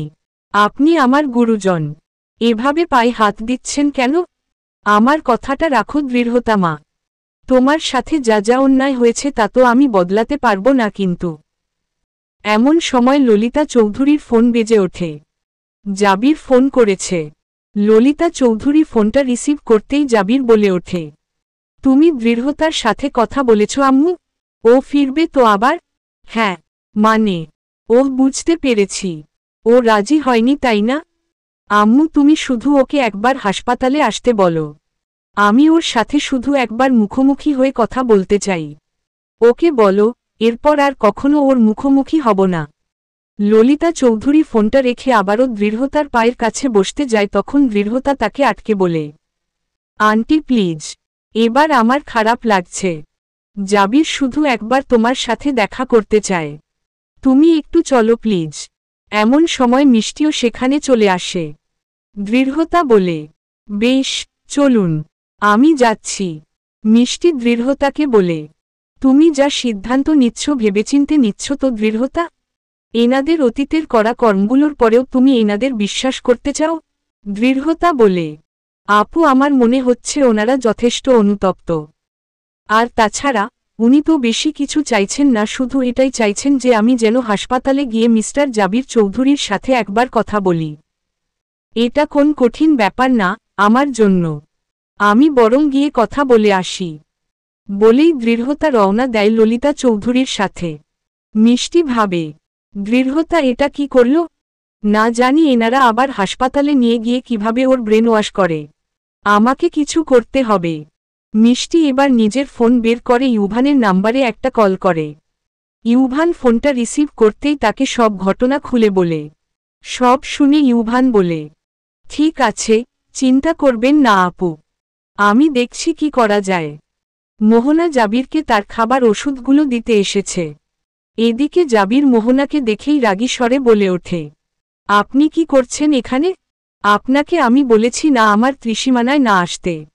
মোহনা বলে, দেখুন, আমি নিজের ইচ্ছায় আসিনি। আপনার এই ওষুধগুলো দিতেই আসা। এগুলো খেয়ে নিন। খাবো না। আপনার হাতে ওষুধ খাওয়া মানে বিষ খাওয়ার সমান। এসব ওষুধ নিয়ে দূর হন আমার সামনে থেকে। এই যে শুনুন, একদম এসব ফালতু জেদ করবেন না। খেতে বলছি ভালোয় ভালোয় খেয়ে নিন। না হলে কিভাবে খাওয়াতে হয় সেটা আমার জানা আছে। খাবো না, দেখি আপনি কি করেন। মোহনার মাথায় জেদ চেপে যায়। সে জোরপূর্বক জাবিরের মুখে ওষুধ খাইয়ে দিতে যায়। এমন সময় দৃঢ়তা ললিতা চৌধুরীর সাথে সেখানে চলে আসে এবং মোহনাকে এভাবে দেখে বলে ওঠে, কি করছেন কি এটা আপনি? মোহনা থেমে গিয়ে পিছন ফিরে তাকায়। দৃঢ়তাকে দেখে অবাক হয়। দৃঢ়তা বলে ওঠে, একজন অসুস্থ মানুষের সাথে কেউ এমন আচরণ করে? আপনার কি মিনিমাম সেন্সটুকুও নেই? ললিতা চৌধুরী এই সুযোগ বুঝে বলেন, তাহলেই বুঝতে পারছ তো দৃঢ়তা, এই মেয়েটা আমার অসুস্থ ছেলের সাথেই কেমন আচরণ করছে। তাহলে ও যখন সুস্থ ছিল তখন কিভাবে টর্চার করত আমার ছেলের উপর? মোহনা বলে ওঠে, আমি ওনাকে ওষুধ খাওয়াচ্ছিলাম, উনি খেতে চাইছিল না আর তাই। দৃঢ়তা এগিয়ে গিয়ে বলে, এভাবে কেউ ওষুধ খাওয়ায়? ওষুধটা আমার হাতে দিন, আমি খাইয়ে দিচ্ছি। মোহনা কিছু বলতে যাবে তার আগেই জাবির বলে, হ্যাঁ দৃঢ়তা, তুমি আমায় ওষুধ খাইয়ে দাও। তুমি না খাইয়ে দিলে আমি খাবো না। আর এখন আমি তোমাকে ছাড়া কাউকে ভরসাও করি না। মোহনা আর তাই কিছু বলল না, কারণ জাবিরের এখন ওষুধটা খাওয়া ভীষণ প্রয়োজন। দৃঢ়তাও অগত্যা জাবিরকে ওষুধটা খাইয়ে দিল। দৃশ্যটা দেখে মোহনার ভীষণ খারাপ লাগল। এদিকে ললিতা চৌধুরী মনে মনে বললেন, এই মোহনা এতদিন আমাদের অনেক জ্বালিয়েছে, এবার ওর জ্বলার পালা। দৃঢ়তা ওষুধটুকু খাইয়ে দিয়ে জাবিরের উদ্দেশ্যে বলে, এখন আপনার যা বলার জলদি বলুন, আমাকে আবার ফিরতে হবে। জাবির দৃঢ়তার হাত শক্ত করে চেপে ধরে বলে, ফিরবে মানে কি? কোথাও যাবে না তুমি। তোমাকে আমার সাথে ঢাকায় যেতে হবে। এসব কি বলছেন আপনি? আমি আপনার সাথে কোথাও যাব না। হাতটা ছাড়ুন আমায়। তোমায় যেতেই হবে, না হলে আমি। বলেই জাবির হসপিটাল বেডের সামনে থাকা একটা ধারালো কাঁচি হাতে তুলে নেয়। দৃঢ়তা বলে ওঠে, এটা কি করছেন? ফেলুন ওটা। না, তুমি আগে বলো আমার সাথে ঢাকায় ফিরবে। না হলে কিন্তু আমি নিজেকে এবার সত্যি শেষ করে দেব। আর তুমি জানো আমি কোন মজা করছি না। এর আগেও আমি বেলকনি থেকে ঝাঁপ দিয়েছিলাম, তাই এবারও নিজেকে শেষ করতে অসুবিধা হবে না। দৃঢ়তা কিছু বলছিল না। জাবির এবার কাছিটা দিয়ে হাতে সামান্য চাপ দিতেই রক্ত বের হতে শুরু করে, যা দেখে দৃঢ়তা ভয়ে ভয়ে বলে ওঠে, আমি আপনার সাথে ঢাকা ফিরে যেতে রাজি আছি। প্লিজ নিজের আর কোন ক্ষতি করবেন না। ইউভান কেবিনের বাইরে দাঁড়িয়ে ছিল। দৃঢ়তার বলা কথাটা শুনেই তার পা জোড়া থমকে গেল। দৃঢ়তা জাবিরের সাথেই কথা বলছিল, এমন সময় ইউভান এসে বলে, দৃঢ়তা তুমি এই ভুল করো না। এই লোকটার পাতা ফাঁদে পা দিও না, ওনার কথা শুনো না তুমি। এক্ষুনি আমার সাথে ফিরে চলো। বলেই ইউভান দৃঢ়তার হাত ধরে টানতে টানতে তাকে নিয়ে যেতে থাকে। জাবিরের হাতে ক্যানুলা লাগানো থাকায় সে উঠতেও পারে না। তাই সে ললিতা চৌধুরীকে ইশারা করে কিছু করার জন্য। ললিতা চৌধুরী ইউভানের পথ আটকে ধরে বলে, কি করছো তুমি? এভাবে ওকে নিয়ে যাচ্ছ কেন? ও তো আমাদের সাথে যেতে রাজি হয়েছে। চুপ করুন আপনি। আপনারা দৃঢ়তার সাথে যা যা অন্যায় করেছেন তারপর কোন মুখে ওকে আবার ফিরিয়ে নিয়ে যেতে চান? আপনাদের কি মিনিমাম লজ্জাটুকু নেই? দৃঢ়তাকে নরম আর বোকাসোকা পেয়ে ওকে ব্যবহার করতে চান? এতই সহজ? এটা আর হবে না। এখন আমি আছি দৃঢ়তার সামনে ঢাল হয়ে দাঁড়ানোর জন্য। দৃঢ়তাকে এখন আর কোন অযৌক্তিক ভুল সিদ্ধান্ত অন্তত আমি নিতে দেব না। খুব যে বড় বড় ফটর ফটর করছো তা কিসের ভিত্তিতে? দৃঢ়তার সাথে কি সম্পর্ক তোমার? ইউভান এবার কিছুটা থমকে যায়। অতঃপর বলে, আমি ওর বন্ধু। একজন বন্ধুর থেকে একজন স্বামীর অধিকার বেশি। আমার ছেলে জাবির ওর স্বামী হয়। বুঝলে? স্বামী? কিসের স্বামী? যে নিজের বউ থাকতে আরেকটা মেয়ের সাথে। যাই হোক, এসব কথা আমি টানতে চাই না। দৃঢ়তা আপনাদের সাথে যাবে না, এটাই ফাইনাল। তুমি কোন অধিকারে ওকে নিয়ে যাচ্ছ সেটা সময় হলেই জানতে পারবেন। বলেই ইউভান দৃঢ়তাকে নিজের সাথে নিয়ে যায়। এদিকে জাবির ফুঁসতে থাকে। মোহনা এসব ঘটনা দেখে স্বস্তির শ্বাস ফেলে বলে, যাই হোক, সব কিছু ঠিক হল। ইউভান দৃঢ়তাকে হাসপাতালের বাইরে নিয়ে এসে রাগান্বিত স্বরে বলে, তুমি এত বোকা কেন দৃঢ়তা? ওই মহিলা আর জাবির তোমায় ম্যানুপুলেট করল আর তুমিও গলে গেলে? এতটা বোকা কেউ কিভাবে হয়? এত সরল হলে জীবনটা কঠিন হয়ে যায়। তুমি ওনাদের আগের ব্যবহারগুলো কি ভুলে গেছ? সব জেনেও কিভাবে ওনাদের ভরসা করতে পারলে তুমি? দৃঢ়তা দীর্ঘ শ্বাস ফেলে বলে, আসলে মিস্টার জাবির অসুস্থ ছিল আর তাই। তুমি চুপ করো, ওই লোকটার জন্য তোমায় এত মায়া দেখাতে হবে না। অলরেডি ওনার জন্য অনেক করেছ, বিনিময়ে কি পেয়েছ? অপমান আর অবজ্ঞা ছাড়া। এবার অন্তত অন্যের কথা বাদ দিয়ে শুধু নিজের কথা ভাবো। তুমি নিজের জন্য বাঁচতে শেখো। দৃঢ়তা কিছু বলতে যাবে এমন সময় হঠাৎ করে তার মাথা ঘুরে ওঠে। সে জ্ঞান হারিয়ে পড়ে যেতে নেবে এমন সময় ইউভান দৃঢ়তাকে আগলে নেয়। ভয় পেয়ে বলে, কি হলো দৃঢ়তা? এই দৃঢ়তা, কথা বলছো না কেন? আমি কি ওকে একটু বেশিই বলে ফেললাম? চোখ খোলো, ওপেন দ্য আই। ইউভান দৃঢ়তাকে নিয়ে ভীষণ চিন্তায় পড়ে যায়। আর কোন উপায় না পেয়ে তাকে হাসপাতালে নিয়ে যায়। ডাক্তার দৃঢ়তার চেকআপ করে বলে ওঠে, ওনার শরীর তো ভীষণ ফুরবল, শরীরের রোগ প্রতিরোধ ক্ষমতা একেবারেই কমে গেছে। মনে হয় উনি ঠিকমতো খাওয়া দাওয়াই করেন না আর অনেক স্ট্রেসে আছেন। এভাবে চললে হবে না। আপনি ওনার খেয়াল রাখুন বেশি করে। ওনার সাথে যেন রাগারাগি করা না হয় আর ওনার ইচ্ছার বিরুদ্ধেও কিছু করবেন না। উনি যা বলবেন তাই রাখার চেষ্টা করবেন। দৃঢ়তার জ্ঞান ফিরতেই সে নিজেকে হাসপাতালে আবিষ্কার করে এবং তার সামনেই বসেছিল ইউভান। দৃঢ়তা চোখ মেলে তাকাতেই ইউভান বলে ওঠে, তুমি ঠিক আছো তো?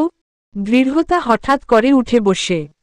তার আবছা আবছা কিছু কথা মনে পড়তে থাকে। আর মনে পড়ে যায় একটা ডায়েরির কথা। দৃঢ়তা আচমকা নিজের গলায় হাত দেয়। তার গলায় একটি চেইন আছে যেটা সে ছোটবেলা থেকে সব সময় পরে। মনোয়ারা বেগম দৃঢ়তাকে বলেছিল এটা তার মায়ের চেইন। দৃঢ়তার মূলত কিছুদিন থেকেই নিজের ছোটবেলার কিছু স্মৃতি অস্পষ্টভাবে ভেসে আসছিল আর সেসব নিয়েই সে অনেক চিন্তায় ছিল। ইউভান দৃঢ়তাকে এভাবে অন্য ভাবনায় মত্ত দেখে বলে, তুমি ঠিক আছো তো? দৃঢ়তার অস্বস্তি বাড়ে। তার মাথায় আজ অনেক প্রশ্ন। আজ হঠাৎ আরও মস্তিষ্কে আরও কিছু স্মৃতি স্পষ্ট হয়েছে। তাই সে বলে ওঠে, আমায় ঢাকায় নিয়ে যাবেন প্লিজ। আমি নিজের চাচির সাথে দেখা করতে চাই। ওনার থেকে আমার অনেক কিছু জানার আছে। কি বলছো কি তুমি? প্লিজ আমার কথা রাখুন। বলেই সে জোরে জোরে নিঃশ্বাস নিতে থাকে। ইউভান বলে ওঠে, ওকে কুল। আমি তোমাকে তোমার ঢাকা নিয়ে যাব তোমার চাচির কাছে। আগে তুমি একটু সুস্থ হয়ে নাও। 2 দিন পর মনোয়ারা বেগম উদাস মনে সোফায় বসে আছেন। ইদানিং তার শরীর বা মন কোনোটাই ভালো নেই। দৃঢ়তা সেই যে হারিয়ে গেল তারপর থেকে তার আর কোন খোঁজ নেই। মান্যতার সাথেও তিনি সব সম্পর্ক ও যোগাযোগ ছিন্ন করেছেন। স্বামীর সাথেও তার ঝামেলা হয় রোজকার নিয়মে। সব মিলিয়ে তিনি আজকাল বড্ড একা বোধ করছেন। এরই মধ্যে তার অতীতের কিছু স্মৃতিও ভেসে আসে। মনে পড়ে যায় সেই কথাটা, আমার মেয়েকে দেখে রাখিস মনোয়ারা। আমি ওর দায়িত্ব তোর উপর দিয়ে গেলাম। এসব ভেবে তিনি এক গ্লাস পানি ঢকঢক করে খেয়ে নিয়ে বলেন, দৃঢ়তার থেকে ওর জীবনের সবথেকে বড় সত্যটা আমি এতদিন লুকিয়ে রেখেছি। কিন্তু এভাবে আর কতদিন? ওকে তো সবটা জানানো দরকার। কিন্তু আমি তো ভরসাও পাইনি কখনো। যদি সবটা জানার পর ওর পারিবারিক শত্রুরা ওকে শেষ করে দেয় তখন? মনোয়ারা বেগমের ভাবনার মাঝেই হঠাৎ করে তার কানে একটা কাতর স্বর ভেসে আসে, চাচি। মনোয়ারা বেগম হতবাক স্বরে উঠে দাঁড়িয়ে বলেন, দৃঢ়তা। দৃঢ়তা ছুটতে এসে মনোয়ারা বেগমকে জড়িয়ে ধরে। মনোয়ারা বেগম যেন নিজের চোখকেই বিশ্বাস করতে পারেন না। আজ কতদিন পর তিনি দৃঢ়তাকে সামনাসামনি দেখলেন। ইউভান দূরে দাঁড়িয়ে তাদের দুজনের মিলনের দৃশ্য দেখে খুশি হল আর আবারও নিজের আপনজন না থাকার দুঃখ অনুভব করল। মনোয়ারা বেগম বলে উঠলেন, এটা কি সত্যিই তুই? তুই ফিরে এসেছিস দৃঢ়তা? হ্যাঁ চাচি, আমি ফিরে এসেছি। আজ যে তোমার থেকে অনেক প্রশ্নের উত্তর চাই। কি প্রশ্ন? আমার আসল পরিচয় কি চাচি? আর আমার আসল মা বাবাই বাকে? মনোয়ারা বেগম হতবাক হন। দৃঢ়তার মুখে এই কথা শুনবেন তিনি আশা করেননি। তাহলে কি দৃঢ়তা সব জেনে গেল ভাবলেন তিনি? দৃঢ়তা বলে উঠল, আমি কি আসলেই তোমার দেবরের মেয়ে? আমার আজকাল নিজের অতীতের কিছু স্মৃতি মনে পড়ে যাচ্ছে, যেখানে আমার মনে হচ্ছে ছোটবেলা থেকে যাদের ছবি আমি দেখে আসছি তারা আমার আসল মা বাবা নয়। তাহলে আমার আসল পরিচয় কি? আজ বোধ হয় সময় এসেছে তোর সব সত্যটা জানার। তুই ঠিক ধরেছিস, তুই আমার দেবরের মেয়ে নস। তুই আমার প্রিয় বান্ধবী অনিকার মেয়ে। চাচি, হ্যাঁ, অনিকা কলেজ লাইফে আমার প্রিয় বান্ধবী ছিল। অনিকার বিয়ে হয়েছিল একটা বড়লোক বাড়িতে। মূলত ওরা ভালোবেসেই বিয়ে করে পরিবারের অমতে। এরপর ওর সাথে আমার যোগাযোগ বন্ধ হয়ে যায় আর তারপর প্রায় 7 বছর পর একদিন ও আমার সাথে যোগাযোগ করে বলে। দৃঢ়তা মনোয়ারা বেগমের কথা শুনে হতবাক হয়ে যায়। সে ভাবতেও পারেনি যে সে ছোটবেলা থেকে নিজের যেই পরিচয় জেনে এসেছে তা আসল নয়, তার অন্য পরিচয় আছে। সে বলে ওঠে, এসব কি বলছেন আপনি চাচি? আমার মা অন্য কেউ। আমি সম্পর্কে আপনাদের কেউ নই। আমাকে আমার আসল মা বাবার পরিচয় দিন। মনোয়ারা বেগম বলেন, আমি তোর বাবার সম্পর্কে বেশি কিছু জানি না। তোর মা অনিকা খান আর আমি একই কলেজে পড়তাম। আমরা প্রিয় বন্ধু ছিলাম। একদিন ওই আমাকে বলেছিল একটা বড়লোক ছেলে ওকে ভালোবাসার প্রস্তাব দিয়েছে। আমি সেই সময় ওকে বলেছিলাম ছেলেটার থেকে দূরে থাকতে, কারণ এরকম বড়লোক ছেলেরা সাধারণত গরিব মেয়েদের মন নিয়ে খেলে। তোর মাও আমার কথা মেনে নিয়েছিল, কিন্তু কিছুদিন পর আমি ওর মধ্যে পরিবর্তন লক্ষ্য করি। ও আমার সাথে কম সময় কাটাতে থাকে, সব সময় হাসি খুশি থাকত আর গোপনে কার সাথে যেন চিঠি বিনিময় করত। একদিন আমি ওকে চিঠিসহ হাতে নাতে ধরে ফেলি। সেদিন ও স্বীকার করে ও দেলোয়ার চৌধুরী নামের এক যুবকের সাথে প্রেমের সম্পর্কে জড়িয়েছে। এই সেই যুবক যে তাকে প্রেমের প্রস্তাব দিয়েছিল। আমি তখন ওকে আবারও বলি এই সম্পর্ক থেকে বেরিয়ে আসতে, কিন্তু ও বলে ছেলেটা খুবই ভালো। এরপর আমিও দেলোয়ার চৌধুরীর সাথে দেখা করি। তার সাথে দেখা করে আমার ধ্যানধারণাও বদলে যায়। এত ধনী পরিবারের ছেলে হলেও তার ব্যবহার কতটা অমায়িক ছিল। জানিস, তোর বাবা একদম মাটির মানুষ ছিল, একদম তোর মতো। দৃঢ়তা কাঁদতে থাকে। ইউভান তাকে সামলায়। মনোয়ারা বেগম আবারও বলতে শুরু করেন, এরপর হঠাৎ করে একদিন তোর মা গায়েব হয়ে যায়। তখনকার যুগে তো আজকের মতো মোবাইল ফোন ছিল না, তাই আমাদের মধ্যে আর যোগাযোগ হয়নি। পরে আমি তোর মামার বাড়িতে খোঁজ নিয়ে জানতে পারি তোর মা দেলোয়ার চৌধুরীকে বিয়ে করেছে। কিন্তু তোর দাদার বাড়ির লোকেরা এই বিয়ে মেনে নেয়নি, তাই তোর বাবা তোর মাকে নিয়ে বিদেশে চলে গেছে। কারণ তার পরিবার অনেক ভয়ানক ছিল, তারা নাকি তোর মাকে মেরে ফেলারও চেষ্টা করেছিল। তারপর কি হয়েছিল চাচি? এরপর সুদীর্ঘ 7 বছর কেটে যায়।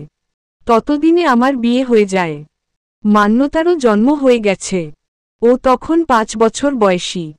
এমন সময় তোর মা আবার দেশে এসেছিল তোর বাবার সাথে। কিভাবে যেন আমার সন্ধান পেয়ে আমার সাথে যোগাযোগ করে। সেই প্রথম আমি তোকে দেখেছিলাম। 4 বছর বয়সী কি ফুটফুটে একটা মেয়ে ছিলিস তুই। তোর মা আমায় বলেছিল তোর দাদাবাড়ির লোকেরা নাকি সব ঠিক করে নিতে চায়, এজন্য তোদের ডেকে পাঠিয়েছে। আমিও ভেবেছিলাম ভালোই হলো, এবার সবকিছু ঠিক হবে। কিন্তু আমার ভাবনা ভুল ছিল। কিছুদিন পর হঠাৎ অনিকা এসে তোকে আমার কাছে দিয়ে বলে ওর শ্বশুরবাড়ির লোকেরা ওর সাথে ধোঁকাবাজি করেছে। ওকে মেনে নেয়ার কথা বলে ডেকে নিয়ে এসে তোর বাবার সাথে অন্য একটা মেয়ের বিয়ে দিয়ে তোকে আর তোর মাকে মেরে ফেলার চেষ্টা করে। অনিকা বুঝেছিল ওকে না মেরে ওরা শান্তি পাবে না, এজন্যই তোকে আমার কাছে দিয়ে যায়, যাতে অন্তত তুই বেঁচে থাকিস। এদিকে আমি চিন্তায় পড়ি যে কিভাবে তোকে দেখে রাখব। এমন সময় খবর পাই আমার দেবর যে তার পরিবারকে নিয়ে বিদেশে থাকত, সে আমাদের সাথে দেখা করতে দেশে ফেরার সময় সড়ক দুর্ঘটনা করেছে। তার সাথে তার স্ত্রী ও মেয়েও ছিল। কাকতালীয়ভাবে তার মেয়েটাও তোর সমবয়সী ছিল। তারা সবাই সেই দুর্ঘটনায় মারা যায়। আমি এই সুযোগটাকে কাজে লাগাই। ডাক্তারদের কাছে অনেক অনুরোধ করে সত্যটা গোপন রাখি এবং সবার কাছে তোকে আমার দেবরের মেয়ে বলে পরিচয় করিয়ে দেই। আমার দেবরের মেয়ে বিদেশেই জন্মেছিল এবং তাকে কেউ দেখেও নি, তাই সবাই তোকেই তার মেয়ে বলে মেনে নিয়েছিল। এখান থেকেই তোর মিথ্যা পরিচয় বাঁচা শুরু হয়। দৃঢ়তা এবার আর নিজেকে সামলাতে না পেরে হাঁটু গেড়ে বসে পড়ে। ইউভান তাকে বলে, নিজেকে সামলাও দৃঢ়তা। মনোয়ারা বেগম এতক্ষণে ইউভানকে খেয়াল করে বলেন, তুমি কে? আমি দৃঢ়তার বন্ধু। দৃঢ়তা উঠে দাঁড়িয়ে বলে, ও চাচি, আমার আসল মা বাবা কোথায়? তুমি দয়া করে তাদের খোঁজ আমায় দাও। আমি সত্যি তাদের সম্পর্কে কিছু জানি না রে। তারা আজ কোথায় আছে, আদৌ বেঁচে আছে কিনা সেটা আমি জানি না। তোর মা যে সেই তোকে আমার কোলে তুলে দিয়ে চলে গেল, তারপর আমি আর কখনো তার দেখা পাইনি। তবে হ্যাঁ, তোর মা বাবার সাথে তোর একটা ছবি আমার কাছে আছে। বলেই মনোয়ারা বেগম নিজের আলমারির গোপন একটা বাক্স থেকে একটা ছবি এনে দৃঢ়তার হাতে দিয়ে বলেন, এনারা হলো তোর আসল মা বাবা। দৃঢ়তা তার আসল মা বাবার ছবি দেখে আবেগপ্রবণ হয়ে যায়। তার মা বাবার ছবির উপর হাত বুলিয়ে বলে, মা বাবা, তোমরা কোথায় আছো? আমি কি কখনো তোমাদের দেখা পাব না? ইউভান দৃঢ়তাকে আশ্বাস দিয়ে বলে, তুমি চিন্তা করো না দৃঢ়তা, আমি তোমায় কথা দিচ্ছি, তোমার মা বাবাকে খোঁজার কাজে আমি তোমায় সাহায্য করব। মনোয়ারা বেগম দৃঢ়তাকে বলেন, তোর কাছে এতদিন আমি সত্যটা লুকিয়েছি, এজন্য আমি ক্ষমা চাইছি। কিন্তু আমারও যে কিছু করার ছিল না। সত্যটা জানার পর তুই কিভাবে রিয়্যাক্ট করবি সেটা ভেবে আমি দুশ্চিন্তা করছিলাম। তাছাড়া তোর মা আমায় বলেছিল তোর পরিচয় গোপন রাখতে। তোমার প্রতি আমার কোন রাগ নেই চাচি, বরং তুমি এতগুলো বছর ধরে যেভাবে আমায় আগলে রেখেছ তার জন্য আমি তোমার কাছে চিরকৃতজ্ঞ। তবে আজ যখন আমি নিজের আসল পরিচয় জানতে পেরেছি, তখন আমি নিজের আসল মা বাবার ব্যাপারে তথ্য জেনেই ছাড়ব। আমিনা চৌধুরী ঢাকায় ফিরে এসেছেন। জাবির ঢাকায় ফেরার ভীষণ পাগলামি করছিল, তাই তাকে ইঞ্জেকশন দিয়ে ঘুম পাড়ানো হয়েছে। আমিনা চৌধুরী রকিং চেয়ারে বসে বলতে থাকেন, অশান্তি, অশান্তি, আর অশান্তি। আমার সারাটা জীবন অশান্তিতেই কেটে গেল। এমন সব সন্তান আর নাতিপুতি পেয়েছি যাদের কারণে আমার জীবনে এক দণ্ড শান্তি পেলাম না।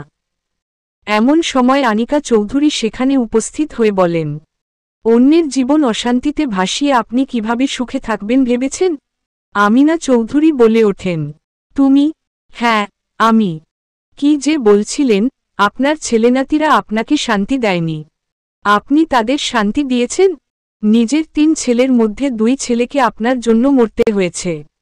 বেঁচে থাকতেও তাদের জীবন আপনি অশান্তিময় করে রেখেছিলেন।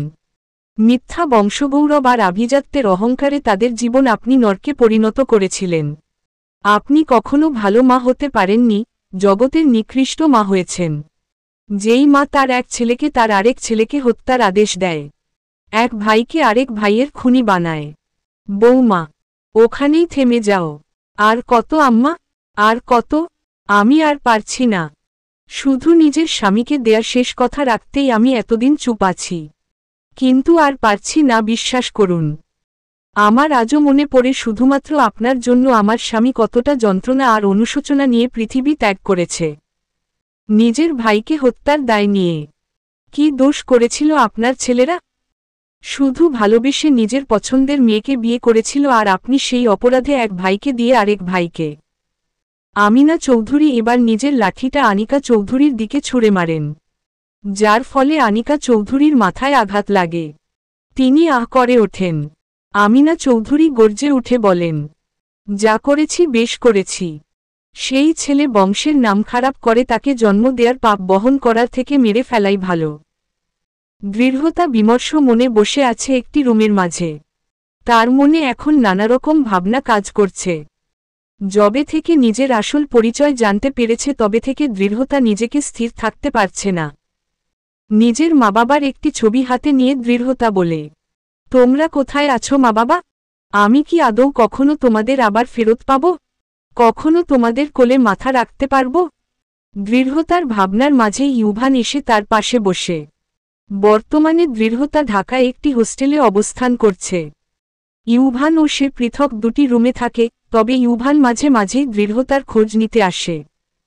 সে মিষ্টিকে ভরসা দিয়ে বলে, তুমি কোন চিন্তা করো না দৃঢ়তা। আমি নিজের সর্বোচ্চ দিয়ে চেষ্টা করছি যাতে তোমার মা বাবার সম্পর্কে কোন তথ্য খুঁজে বের করতে পারি।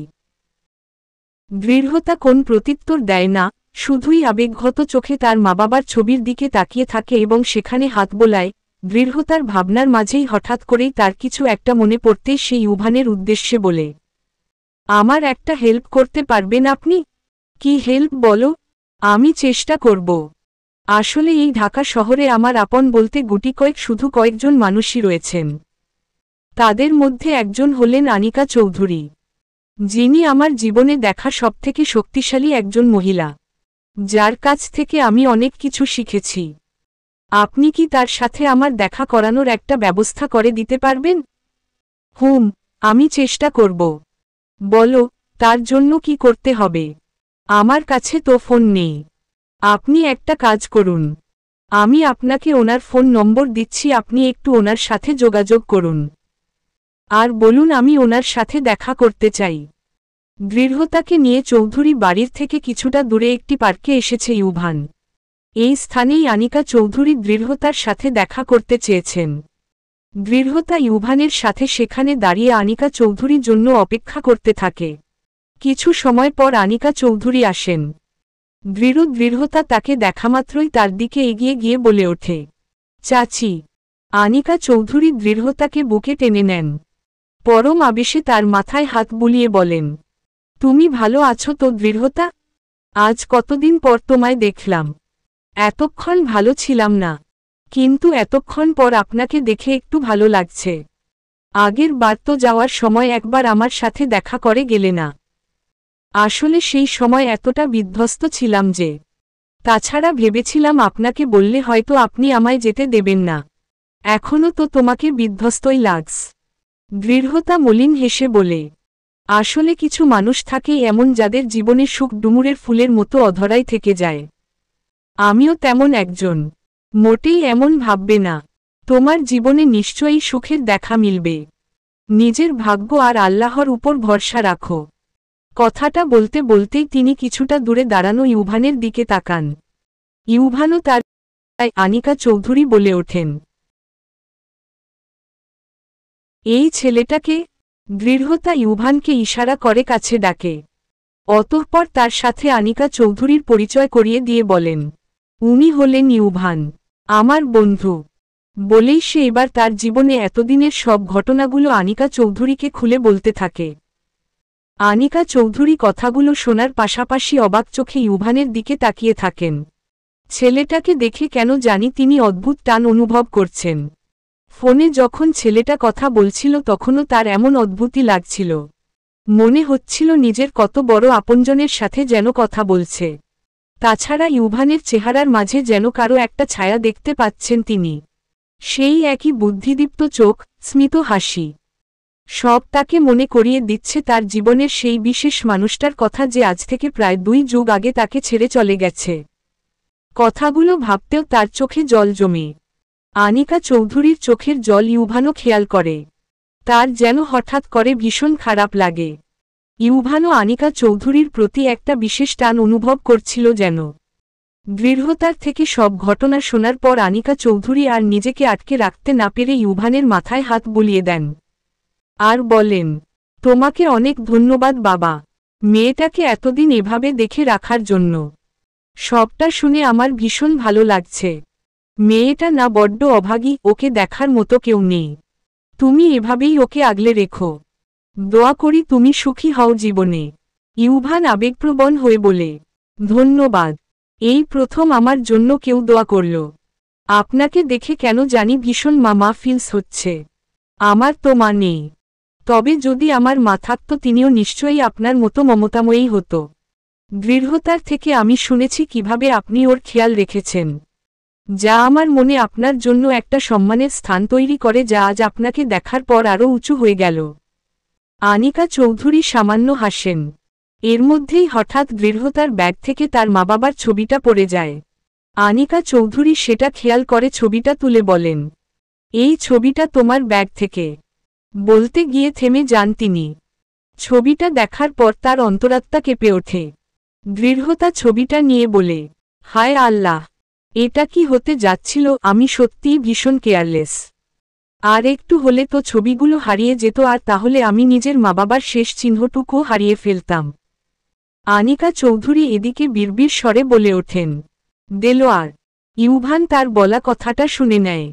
বলে ওঠে, আপনি চেনেন ওনাকে? আনিকা চৌধুরী হুঁশে ফিরে কাঁপা কাঁপা স্বরে বলেন, না, কিন্তু এইমাত্র আমি আপনাকে ওনার নাম মুখে নিতে শুনলাম। এদিকে দৃঢ়তা থতমত খেয়ে যায়। আনিকা চৌধুরীর মুখে তার বাবার নাম। তাহলে কি আনিকা চৌধুরী তার বাবাকে চেনে? দৃঢ়তা আনিকা চৌধুরীর মুখোমুখি হয়ে বলে, চাচি, আপনি কি এনাদের ব্যাপারে জানেন কিছু? এই দেখুন, এনারা হচ্ছেন দেলোয়ার চৌধুরী আর অনিকা খান। আনিকা চৌধুরী ছটফটে বলে ওঠেন, না, আমি চিনি না এনাদের। ইউভান বলে, কিন্তু আমি যে আপনাকে ওনার নাম মুখে নিতে শুনলাম। ভুল শুনেছ তুমি, আমি চিনি না এনাদের। তাহলে এত অস্থির হচ্ছেন কেন? আনিকা চৌধুরী এবার রাগী স্বরে বলেন, তুমি কি আমাকে জেরা করছ? একটু ভালো ব্যবহার কি করেছি আর তুমি নিজেকে কি ভেবে নিয়েছ? আমি আসছি। বলেই আনিকা চৌধুরী যাওয়ার জন্য পা বাড়ান। তখন দৃঢ়তা তার পথ আটকে ধরে হাতজোড় করে বলে, প্লিজ চাচি, আপনি আমার থেকে কিছু লুকাবেন না। আপনাকে তো আমি নিজের মায়ের মতো ভেবেছি। আপনার কাছ থেকে মায়ের স্নেহও পেয়েছি, তাহলে আমার আসল মাকে খুঁজে পেতে আমায় সাহায্য করুন। তোমার আসল মা মানে? তোমার মা তো মারা গেছেন। না, আমার মা বাবা হয়তো মারা যাননি। এই যে দেলোয়ার চৌধুরী আর অনিকা খান, এনারাই হলেন আমার মা বাবা। কথাটা শোনামাত্রই আনিকা চৌধুরীর মাথায় যেন বাজ পড়ল। তিনি কিয়ংকর্তব্যবিমূঢ় হয়ে তাকিয়ে রইলেন দৃঢ়তার দিকে। বলে উঠলেন, কি বলছো এসব তুমি? হ্যাঁ, ঠিক বলছি। দৃঢ়তা এবার মনোয়ারা বেগমের বলা সব কথা আনিকা চৌধুরীকে খুলে বলেন। সব শুনে আনিকা চৌধুরী একদম পাথর হয়ে যান। মনে মনে ভাবেন, তাহলে দৃঢ়তা দেলোয়ারের মেয়ে, চৌধুরী বাড়ির রক্ত। দৃঢ়তা আনিকা চৌধুরীর পায়ের কাছে বসে পড়ে বলেন, দয়া করে আমার মা বাবার ব্যাপারে কিছু জানলে বলুন। আমি ছোটবেলা থেকে তাদের ভালোবাসা পাইনি। আমি তাদের ফিরে পেতে চাই। মা বাবার ভালোবাসা কাকে বলে সেটা বুঝতে চাই। আনিকা চৌধুরী কোন কথা বলে দৃঢ়তাকে পাশ কাটিয়ে চলে যান। দৃঢ়তা সেখানেই বসে কাঁদতে থাকে। দৃঢ়তা নিজের ঘরে বসে বসে অশ্রু বিসর্জন করে চলেছিল, তখনও তার কাছে সত্যটা অধরা ছিল। এমন সময় ইউভান এসে তাকে এমন একটা খবর দিল যা তার পুরো দুনিয়া বদলে দিল। ইউভান দৃঢ়তার কাছে এসে বলল, তোমার বাবা মায়ের ব্যাপারে খোঁজ আমি পেয়ে গেছি দৃঢ়তা। তোমার চাচি মনোয়ারা বেগমের দেয়া ঠিকানা মতো আমি গিয়েছিলাম তোমার মামার বাড়িতে। তোমার দুজন মামা তো শুরুতে কিছু বলতে চায়নি ভয়ে, কিন্তু পরবর্তীতে জেরা করাই সবটাই বলে দেয়। তোমার বাবা দেলোয়ার চৌধুরী, উনি নাকি চৌধুরী গ্রুপ অব ইন্ডাস্ট্রিজের মালকিন আমিনা চৌধুরীর ছোট ছেলে ছিল। ওনার আরও দুই বড় ভাই ছিল, ইলিয়াস চৌধুরী এবং জলিল চৌধুরী। দেলোয়ার চৌধুরী তোমার মা অনিকাকে ভালোবেসে বিয়ে করেছিল, কিন্তু এই বিয়েটা তাদের পরিবারের কেউ বিশেষ করে আমিনা চৌধুরী মেনে নেননি। তবে এই বিয়ের পর তোমার মামার বাড়ির সবার উপর ওই চৌধুরী বাড়ির ক্ষোভ নেমে আসে। তাদের অনেক কিছু সহ্য করতে হয়, এজন্য তারা ভয়ে তোমার মায়ের সাথে সব সম্পর্ক ছিন্ন করে নেন। তাই এর থেকে বেশি তারা আর কিছু জানেন না। তারা বললেন, বিয়ের পর থেকেই মিসেস অনিকা মানে তোমার মার কোন খবর ওনারা জানেন না। তাই এই মুহূর্তে তোমার মা কোথায় আছেন সেটা তারা বলতে পারবে না। দৃঢ়তা হতবাক হয়ে যায় সবটা শুনে। সেই মুহূর্তে আনিকা চৌধুরীর করা আচরণ তার কাছে স্পষ্ট হয়। দৃঢ়তা নিজের চোখের জল মুছে বলেন, আমাকে এক্ষুনি চৌধুরী বাড়িতে যেতে হবে, সেখানে গিয়েই আমি নিজের সব প্রশ্নের উত্তর পাব।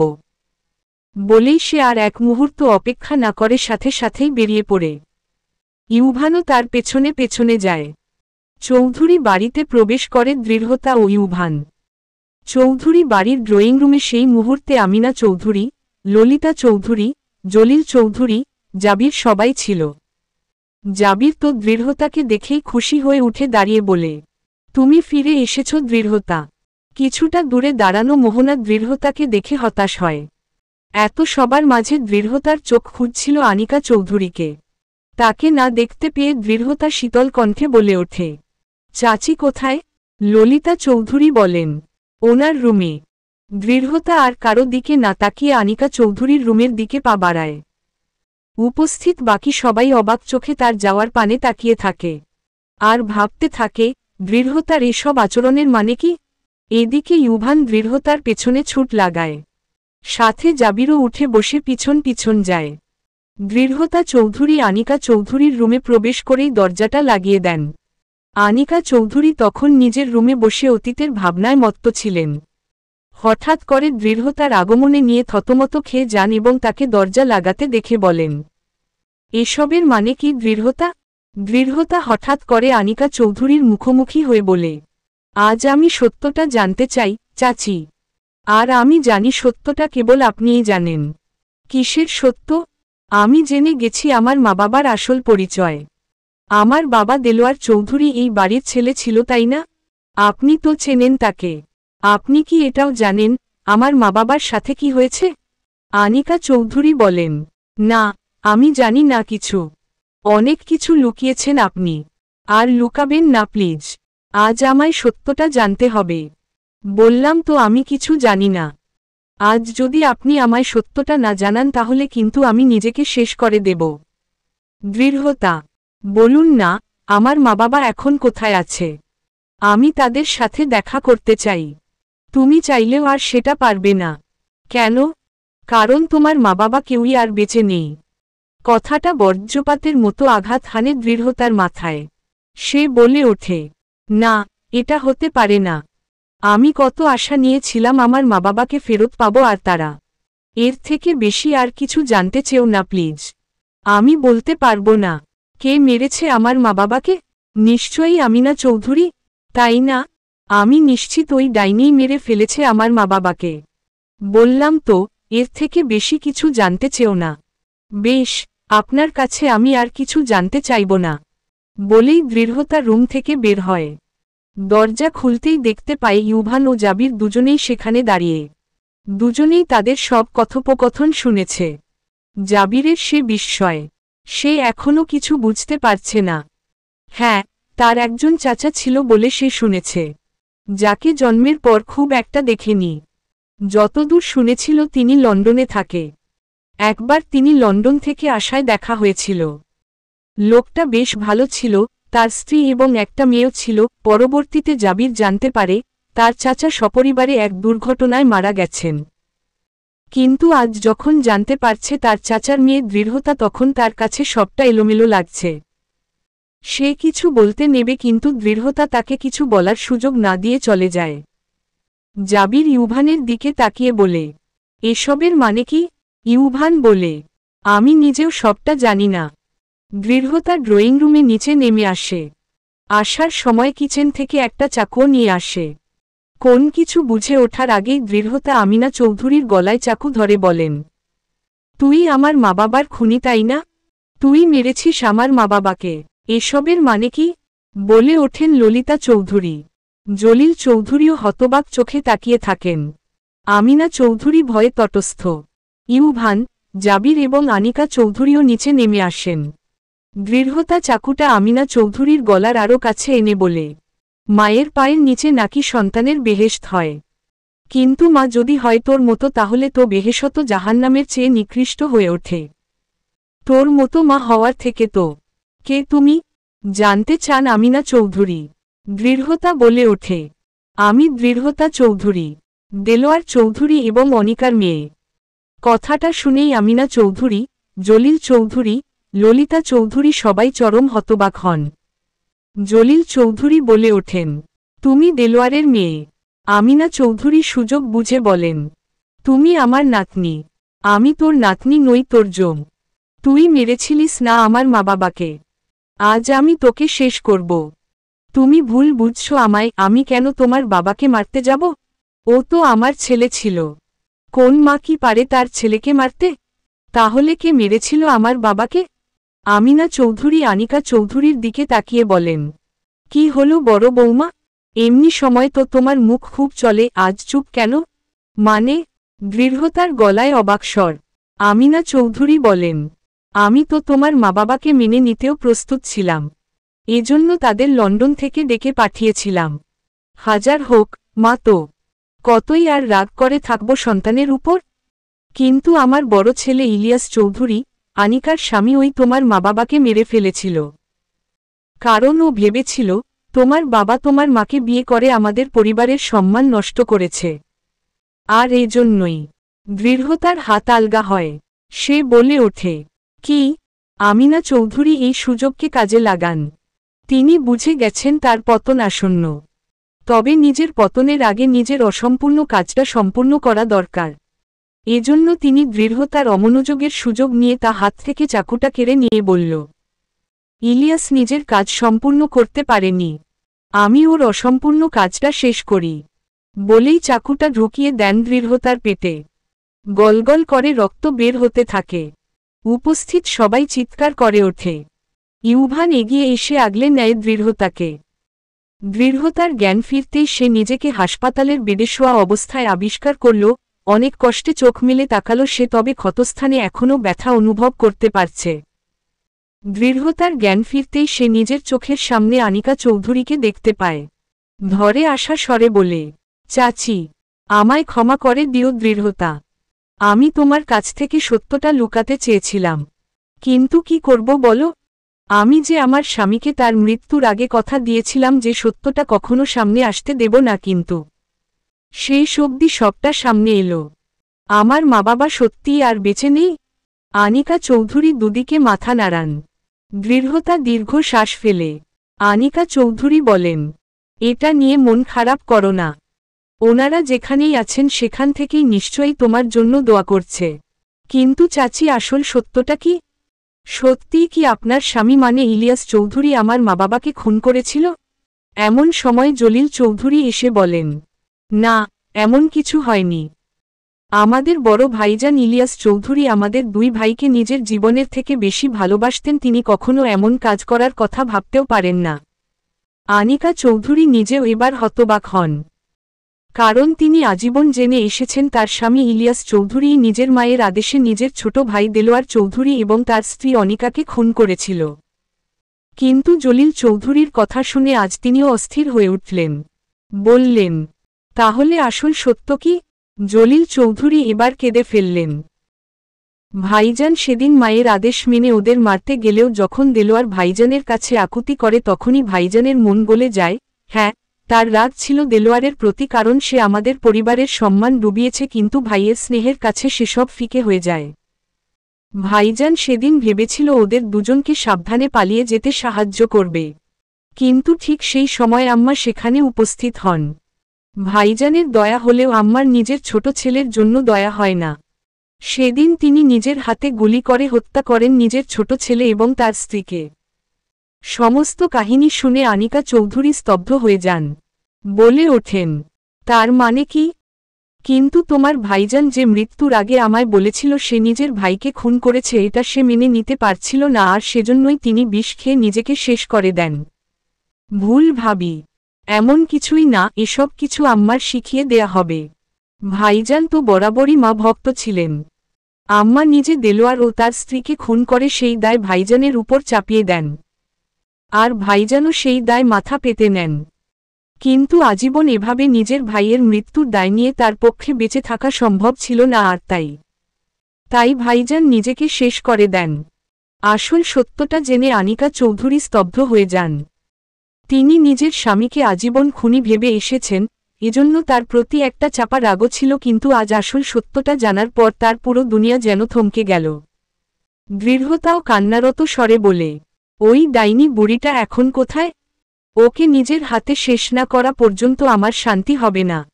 ও আমার আর আমার পুরো পরিবারকে ধ্বংস করেছে, আমি ওকে শেষ করে দেব। শুনেছিলাম কুমিরের যখন খিদা লাগে তখন সে নিজের বাচ্চাকে খেয়ে নেয়, কিন্তু এই ডাইনি তো নিজের স্বার্থে নিজের সন্তানদের জীবন ধ্বংস করে দিয়েছে। এমন মা যেন আল্লাহ আমার শত্রুকেও না দেন। তুমি কেন শুধু শুধু ওনাকে মেরে নিজের হাত নোংরা করতে যাবে? দৃঢ়তা, ওনার শাস্তি আল্লাহই ওনাকে দেবেন। আপাতত কিছুদিন জেলের ভাত খাক, তবে তার আগে আরও একটা সত্য তোমাদের জানা উচিত। আনিকা চৌধুরী বলেন, আর কি সত্য? জলিল চৌধুরী এবার ইশারা করে তার স্ত্রী ললিতা চৌধুরীকে সামনে আসতে বলেন। তিনি আসতেই জলিল চৌধুরী ঘৃণাভরা দৃষ্টিতে বলেন, ভাবিকে সব সত্যটা বলো। কিভাবে তুমি আর আম্মা মিলে তার সন্তানকে তার থেকে আলাদা করেছিলে? ললিতা চৌধুরী কান্নারত স্বরে বলে, আমায় ক্ষমা করে দিবেন আপা। নিজের স্বার্থে আমি অনেক নিচে নেমেছিলাম। আম্মার সবসময় আপনার উপর একটা ক্রোধ ছিল। বিয়ের পর থেকেই আপনি যেভাবে ভাইজানের উপর প্রভাব বিস্তার করেছিলেন তাতে মা ভক্ত ভাইজান অনেকটা আম্মার নাগালের বাইরে চলে যাচ্ছিল। তার উপর আপনার বাচ্চা হলে ভাইজান আরও আপনাদের দিকে ঝুঁকে পড়বে, এই ভয়ে আম্মা আপনার একটা ছেলে সন্তানের জন্মের পরই তাকে অনাথ আশ্রমে পাঠিয়ে দিয়েছিল আর মিথ্যা বলেছিল যে আপনি মৃত সন্তান জন্ম দিয়েছেন। শুধু তাই নয়, পরবর্তীতে উনি আপনাকে এমন মেডিসিন খাইয়েছেন যাতে করে আপনি আর মা হতে না পারেন। আর ওনার এই অপকর্মে আমিও ওনার সঙ্গী ছিলাম, শুধুমাত্র নিজের লোভের জন্য। কারণ আমি চেয়েছিলাম একমাত্র আমার সন্তান এই চৌধুরী বংশের একমাত্র ভবিষ্যৎ হোক। আনিকা চৌধুরী এগিয়ে এসে ঠাস করে থাপ্পড় মারেন ললিতা চৌধুরীর গালে। প্রবল ঘৃণা নিয়ে বলেন, তোমার মুখ দেখতেও আমার ঘৃণা হচ্ছে। কিভাবে পারলে তুমি এটা?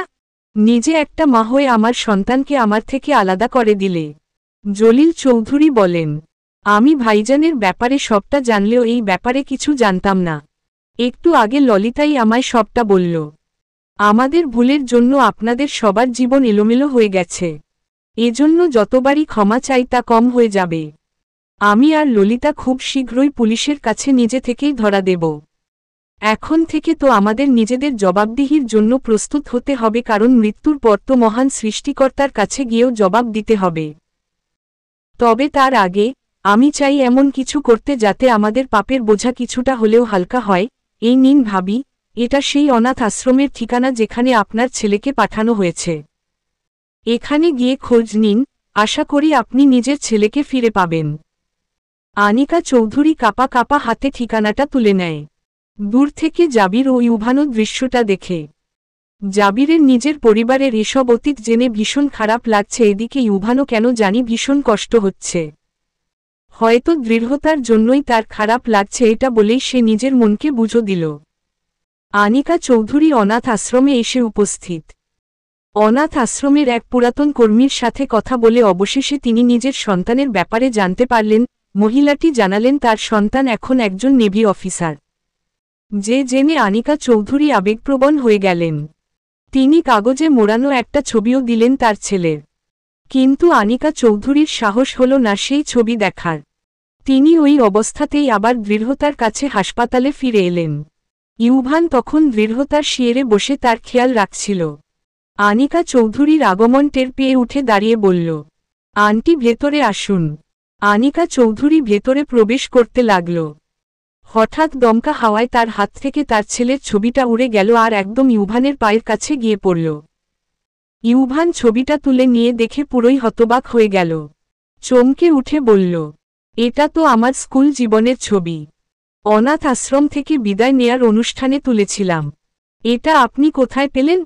ইউভানের কথা শুনে আনিকা চৌধুরী ধীরে ধীরে তার দিকে এগিয়ে এসে তার মুখে হাত বোলাতে লাগলেন। তারপর একসময় হঠাৎ তাকে জড়িয়ে ধরে কান্নারত স্বরে বললেন, আমার ছেলে, আমার নারীসেরা ধন। ইউভান পুরো জমে গেল আনিকা চৌধুরীর কথা শুনে। ডিভোর্স পেপারে সই করে যেন দৃঢ়তার বুকের উপর থেকে অনেক বড় একটা বোঝা নেমে গেল। অবশেষে জাবিরের সাথে জুড়ে থাকা সম্পর্ক থেকে সে মুক্ত। জাবির স্বেচ্ছায় দৃঢ়তাকে ডিভোর্স দিয়েছে। ডিভোর্সটা কার্যকর হবার পরই জাবির মলিন হেসে বলল, আমি তোমাকে কখনো এক ফালি সুখের সন্ধান দিতে পারিনি দৃঢ়তা। তুমি আমায় এত ভালোবেসেছ অথচ তার বিনিময়ে আমি কষ্ট ছাড়া তোমায় কিছুই দেইনি। তুমি একটু সুখ ডিজার্ভ করো যা হয়তো তুমি ইউভানের কাছেই পাবে। তোমার জন্য আমার দোয়া সব সময় থাকবে। এখন যখন জানতে পারলাম তুমি আর ইউভান দুজনেই আমার কাজিন তখন তো তোমাদের সুখ আরও বেশি করে চাইব। তোমরা ভালো থেকো। বলেই জাবির বেরিয়ে আসে কোর্ট চত্বর থেকে। এই একটা দায়িত্ব পালনের জন্যই সে এতদিন ধরে দেশে ছিল। এখন সেই দায়িত্বের পাট চুকল। জাবির একটা দীর্ঘ শ্বাস ফেলে। তার মা বাবা, দাদি সবাই এখন জেলে। জাবিরের কাছে এখন পুরো পরিবেশটা বিষাক্ত। নিজের মায়ের অপকর্মের জন্য সে ইউভান বা আনিকা চৌধুরী কারো কাছেই মুখ দেখাতে পারছে না। জাবির জানে তাদের মনে জাবিরের প্রতি কোন ক্লেশ নেই, তবুও সে বারবার নিজেই নিজের কাজে ছোট হয়ে যেত। তাছাড়া যতই হোক, দৃঢ়তা তার প্রাক্তন। তারই চোখের সামনে ইউভানের সাথে সংসার করতে নিশ্চয়ই কিছুটা দ্বিধা বোধ করত সে, লোকেও ব্যাপারটাকে ভালো চোখে দেখত না। এসব ভেবেই জাবির সিদ্ধান্ত নিয়েছে লন্ডনে চলে যাবার। সেখানেই একটা চাকরিরও অফার পেয়েছে সে। জাবির বিমানবন্দরে যাওয়ার জন্য গাড়িতে উঠে বসবে এমন সময় সেখানে ছুটে এলো মোহনা। এসেই হাঁফাতে হাঁফাতে বলতে লাগল, এই যে মিস্টার জাবির চৌধুরী, এভাবে আমায় একা রেখে কোথায় যাচ্ছেন? দৃতার সাথে আপনার ডিভোর্স হয়েছে কিন্তু আমি তো এখনও আপনার স্ত্রী। তাই আপনি যেখানেই যান আমাকে সাথে নিয়ে যেতে হবে। জাবির মলিন হাসে। তার পা জোড়া থেমে যায়। সে মোহনার দিকে তাকিয়ে বলে, আমি তোমার সাথে যা কিছু করেছি তারপরেও কি তুমি আমার সাথে যেতে ইচ্ছুক মোহনা? মোহনা নিজের ট্রলি ব্যাগ এগিয়ে নিয়ে এসে বলে, প্রস্তুত মানে? একেবারে কোমর বেঁধে প্রস্তুত দেখতে পারছেন না? যদিও আমি অত সতীসাবিত্রী স্ত্রী নই যে স্বামীর হাজারো অন্যায় ক্ষমা করে তার পায়ে পড়ে থাকব, কিন্তু মাঝে মাঝে একটু ক্ষমাশীল হওয়া যায়। তবে মনে রাখবেন, এটাই আপনার শেষ সুযোগ। এরপর কোন বাড়াবাড়ি করলে আপনাকে লন্ডনের টেমস নদীর পানিতে ডুবিয়ে মারব। জাবির হেসে ফেলে। অতঃপর গাড়িতে উঠে বসে মোহনাকে তার পাশের সিটে বসার ইশারা করে। মোহনাও উঠে বসে। জাবির মোহনার হাত আলতো করে বলে, এক ভুল মানুষ জীবনে 2 বার করে না। আগেরবার আমি যাই করি, এবার তোমাকে আর হারাবো না। তোমাকে আপন করে নিব। কবুল শব্দটা প্রথমবার যতটা ভয় ও উদ্বিগ্নতা নিয়ে বলেছিল দৃঢ়তা এবার ঠিক ততটাই আনন্দ নিয়ে বলল। ইউভানের গায়ে একটা শীতল স্রোত বয়ে গেল দৃঢ়তার কণ্ঠে বহুল আকাঙ্ক্ষিত শব্দটি শুনে। অতঃপর সে নিজেও কবুল বলল। ব্যাস, দুজনেই বাধা পড়ল এক পবিত্র বন্ধনে। মিষ্টি, রাফসান, তাদের মেয়ে রাফা, মনোয়ারা বেগম, আনিকা চৌধুরী সবার উপস্থিতিতে বেশ জাঁকজমকভাবে তাদের বিয়েটা হয়ে যায়। জাবির ও মোহনাও লন্ডন থেকে তাদের বিয়ে উপলক্ষে শুভেচ্ছা বার্তা পাঠায়। আনিকা চৌধুরী তো ইউভান ও দৃঢ়তাকে পুরো বুকে টেনে নিয়ে বলে, আমার জীবনে যে আবারও কখনো এই সুখের মুহূর্ত আসবে সেটা আমি ভাবতেও পারিনি। দৃঢ়তা আর চোখে ইউভানের দিকে তাকায়। বিগত কিছুদিন ধরে এই লোকটার শত শত পাগলামির কারণেই তো সে দ্বিতীয়বার বিয়ে করতে রাজি হল। না হলে তো সিদ্ধান্ত নিয়েই ফেলেছিল জীবনে আর বিয়ের আসরে বসবে না। কিন্তু এই পাগল পুরুষের পাগলামিতে তাকে হার মানতেই হল। বিয়েটা সম্পন্ন হতেই মিষ্টিও এগিয়ে এসে বলল, তোমাদের এক হতে দেখে খুব ভালো লাগছে। এখন সৃষ্টিকর্তার কাছে শুধু একটাই প্রার্থনা, তোমাদের ভবিষ্যৎ জীবন অনেক সুখের হোক। আর দৃঢ়তা, তুমি একদম নয়নার মতো সুখী হও নিজের জীবনে। দৃঢ়তা অবাক স্বরে জানতে চায়, এই নয়না আবার কে? আরে মনে নেই, আমাদের স্কুলে তোমার এক ক্লাস জুনিয়র ছিল, ভীষণ মিষ্টি একটা মেয়ে। ও হ্যাঁ, মনে পড়েছে। মেয়েটা সত্যিই অনেক ভালো ছিল। ও নিজের জীবনে অনেক সুখী জানো, কারণ অনেক ভালো একটা বর পেয়েছে, তাই নিজের জীবনের দুঃসময়েও ভালো থাকতে পেরেছে। মানে, নয়নার আবার কি কষ্ট হলো? মেয়েটা তো অনেক সুখী ছিল। সে অনেক কথা এখন বলে শেষ করা যাবে না, তুমি আপাতত তোমার জীবনে মন দাও। একদিন সময় করে আমি নয়নার জীবনের কাহিনী তোমায় বলবো। আচ্ছা। বাসর ঘরে বসে আছে দৃঢ়তা, মাথায় তার এক হাত ঘোমটা। হঠাৎ করে ইউভান এগিয়ে এসে দৃঢ়তার ঘোমটাটা তুলে বলল, থাক, আর এত লজ্জা পেতে হবে না, এখন আমায় একটু আদর করতে দাও। বলেই ইউভান দৃঢ়তাকে কাছে টেনে নিয়ে অসংখ্য চুমুতে তার গাল ভরিয়ে দিতে থাকে। দৃঢ়তা তো লজ্জা পেয়ে যায়। এই প্রথম কোন পুরুষের এত গভীর স্পর্শ সে অনুভব করতে পারছে। জাবিরের সাথে তার বিয়ে হলেও শারীরিক বা মানসিকভাবে কখনো তারা কাছাকাছি আসেনি। জাবিরের সাথে তার স্মৃতি মানেই শুধু দুঃসহ যন্ত্রণা। এসব ভেবেই দীর্ঘ শ্বাস ফেলে দৃঢ়তা অতঃপর ইউভানের পবিত্র স্পর্শে সায় দিতে থাকে। এদিকে ইউভানের আজ নিজেকে সব দিক থেকে পরিপূর্ণ মনে হয়। এক সময় তার নিজের বলতে কিছুই ছিল না। একটা অনাথ আশ্রমে কত কষ্টে মানুষ হয়েছে সে, অথচ আজ সে তার মাকে ফিরে পেয়েছে, সাথে নিজেকে ভালোবাসার মতো একজন নারীসঙ্গীও পেয়েছে। ইউভান ও দৃঢ়তার বিবাহিত দিনগুলো সুখে কাটতে থাকে। দৃঢ়তা নিজের প্রথম বিবাহিত জীবনে যতটা কষ্টে ছিল, দ্বিতীয় জীবনে যেন সেই সব কষ্টের লাঘব টানা হয়। ইউভান তাকে পুরো ভালোবাসায় মুড়িয়ে রাখে। তাদের এই ভালোবাসার সাক্ষী হয়ে 1 বছরের মাঝেই তাদের এক ছেলে সন্তান জন্ম নেয় এই ধরিত্রীর মাঝে, যাকে পেয়ে ইউভান ও দৃঢ়তার জীবন যেন একেবারে পরিপূর্ণ হয়ে ওঠে। নিজের ছেলেকে কোলে নিয়ে দোল খেতে থাকে দৃঢ়তা। ইউভান হঠাৎ পিছন থেকে এসে তাকে জড়িয়ে ধরে বলে, আমার ছেলে তো দেখি একদম নিজের মায়ের মতো হয়েছে। তাই? অবশ্যই। জানো দৃতা, যতবারই আমি আমাদের ছেলেকে দেখি ততবারই ওর মাঝে যে তোমার প্রতিচ্ছবি দেখতে পাই, কিন্তু আমার কেন জানি মনে হয় ও একদম আপনার মতো। কি জানি। দুজনেই এবার একে অপরের দিকে তাকায়। গল্পটা শুরুরই হয়েছিল একে অপরের মনকে না চেনার গল্প দিয়ে, অথচ শেষ হল এক অন্যরকম পর্যায়ে এসে। জাবির দৃঢ়তার মনের গোপন কথাগুলো বুঝতে না পারলেও ইউভান দৃঢ়তার দিকে তাকাতেই তার সব মনের কথা বুঝতে পারে। দৃঢ়তাকে যেন মুখ ফুটে কিছু বলতেই হয় না। ইউভান আচমকা দৃঢ়তার কপালে প্রেমের পরশ এঁকে দেয়। দৃঢ়তার শরীর জুড়ে আবারও বয়ে যায় প্রেমের শীতল স্রোত। পরিশিষ্ট। জেলের অন্ধকারে বন্দি আমিনা চৌধুরী। তার সব দম্ভ আজ এই 4 দেয়ালে চূর্ণ হয়ে গেছে। আজকাল মানসিকভাবে ভেঙে পড়েছেন তিনি। মাঝে মাঝেই অদ্ভুত সব স্বপ্ন দেখেন। স্বপ্নে বিভিন্ন অশরীরী উপস্থিতি টের পান। মাঝে মাঝেই স্বপ্নে নিজেকে জ্যান্ত তেলে ভাজতে দেখেন, কখনো আবার স্বপ্নের মাঝেই উপলব্ধি করেন তাকে আগুনে পোড়ানো হচ্ছে। এভাবে বেঁচে থাকতেই নরক যন্ত্রণা ভোগ করে চলেন তিনি। মৃত্যুর পর না জানি আরও ভয়াবহ যন্ত্রণা বাকি আছে। আমিনা চৌধুরীর আজকাল বড্ড আফসোস হয়ে নিজের কৃতকর্মের কথা ভেবে। কিন্তু এখন আর ভেবে কি হবে? পাপ তাকে চারিদিক থেকে গ্রাস করে নিয়েছে। এখন যে আর মুক্তির কোন পথ নেই। সমাপ্ত।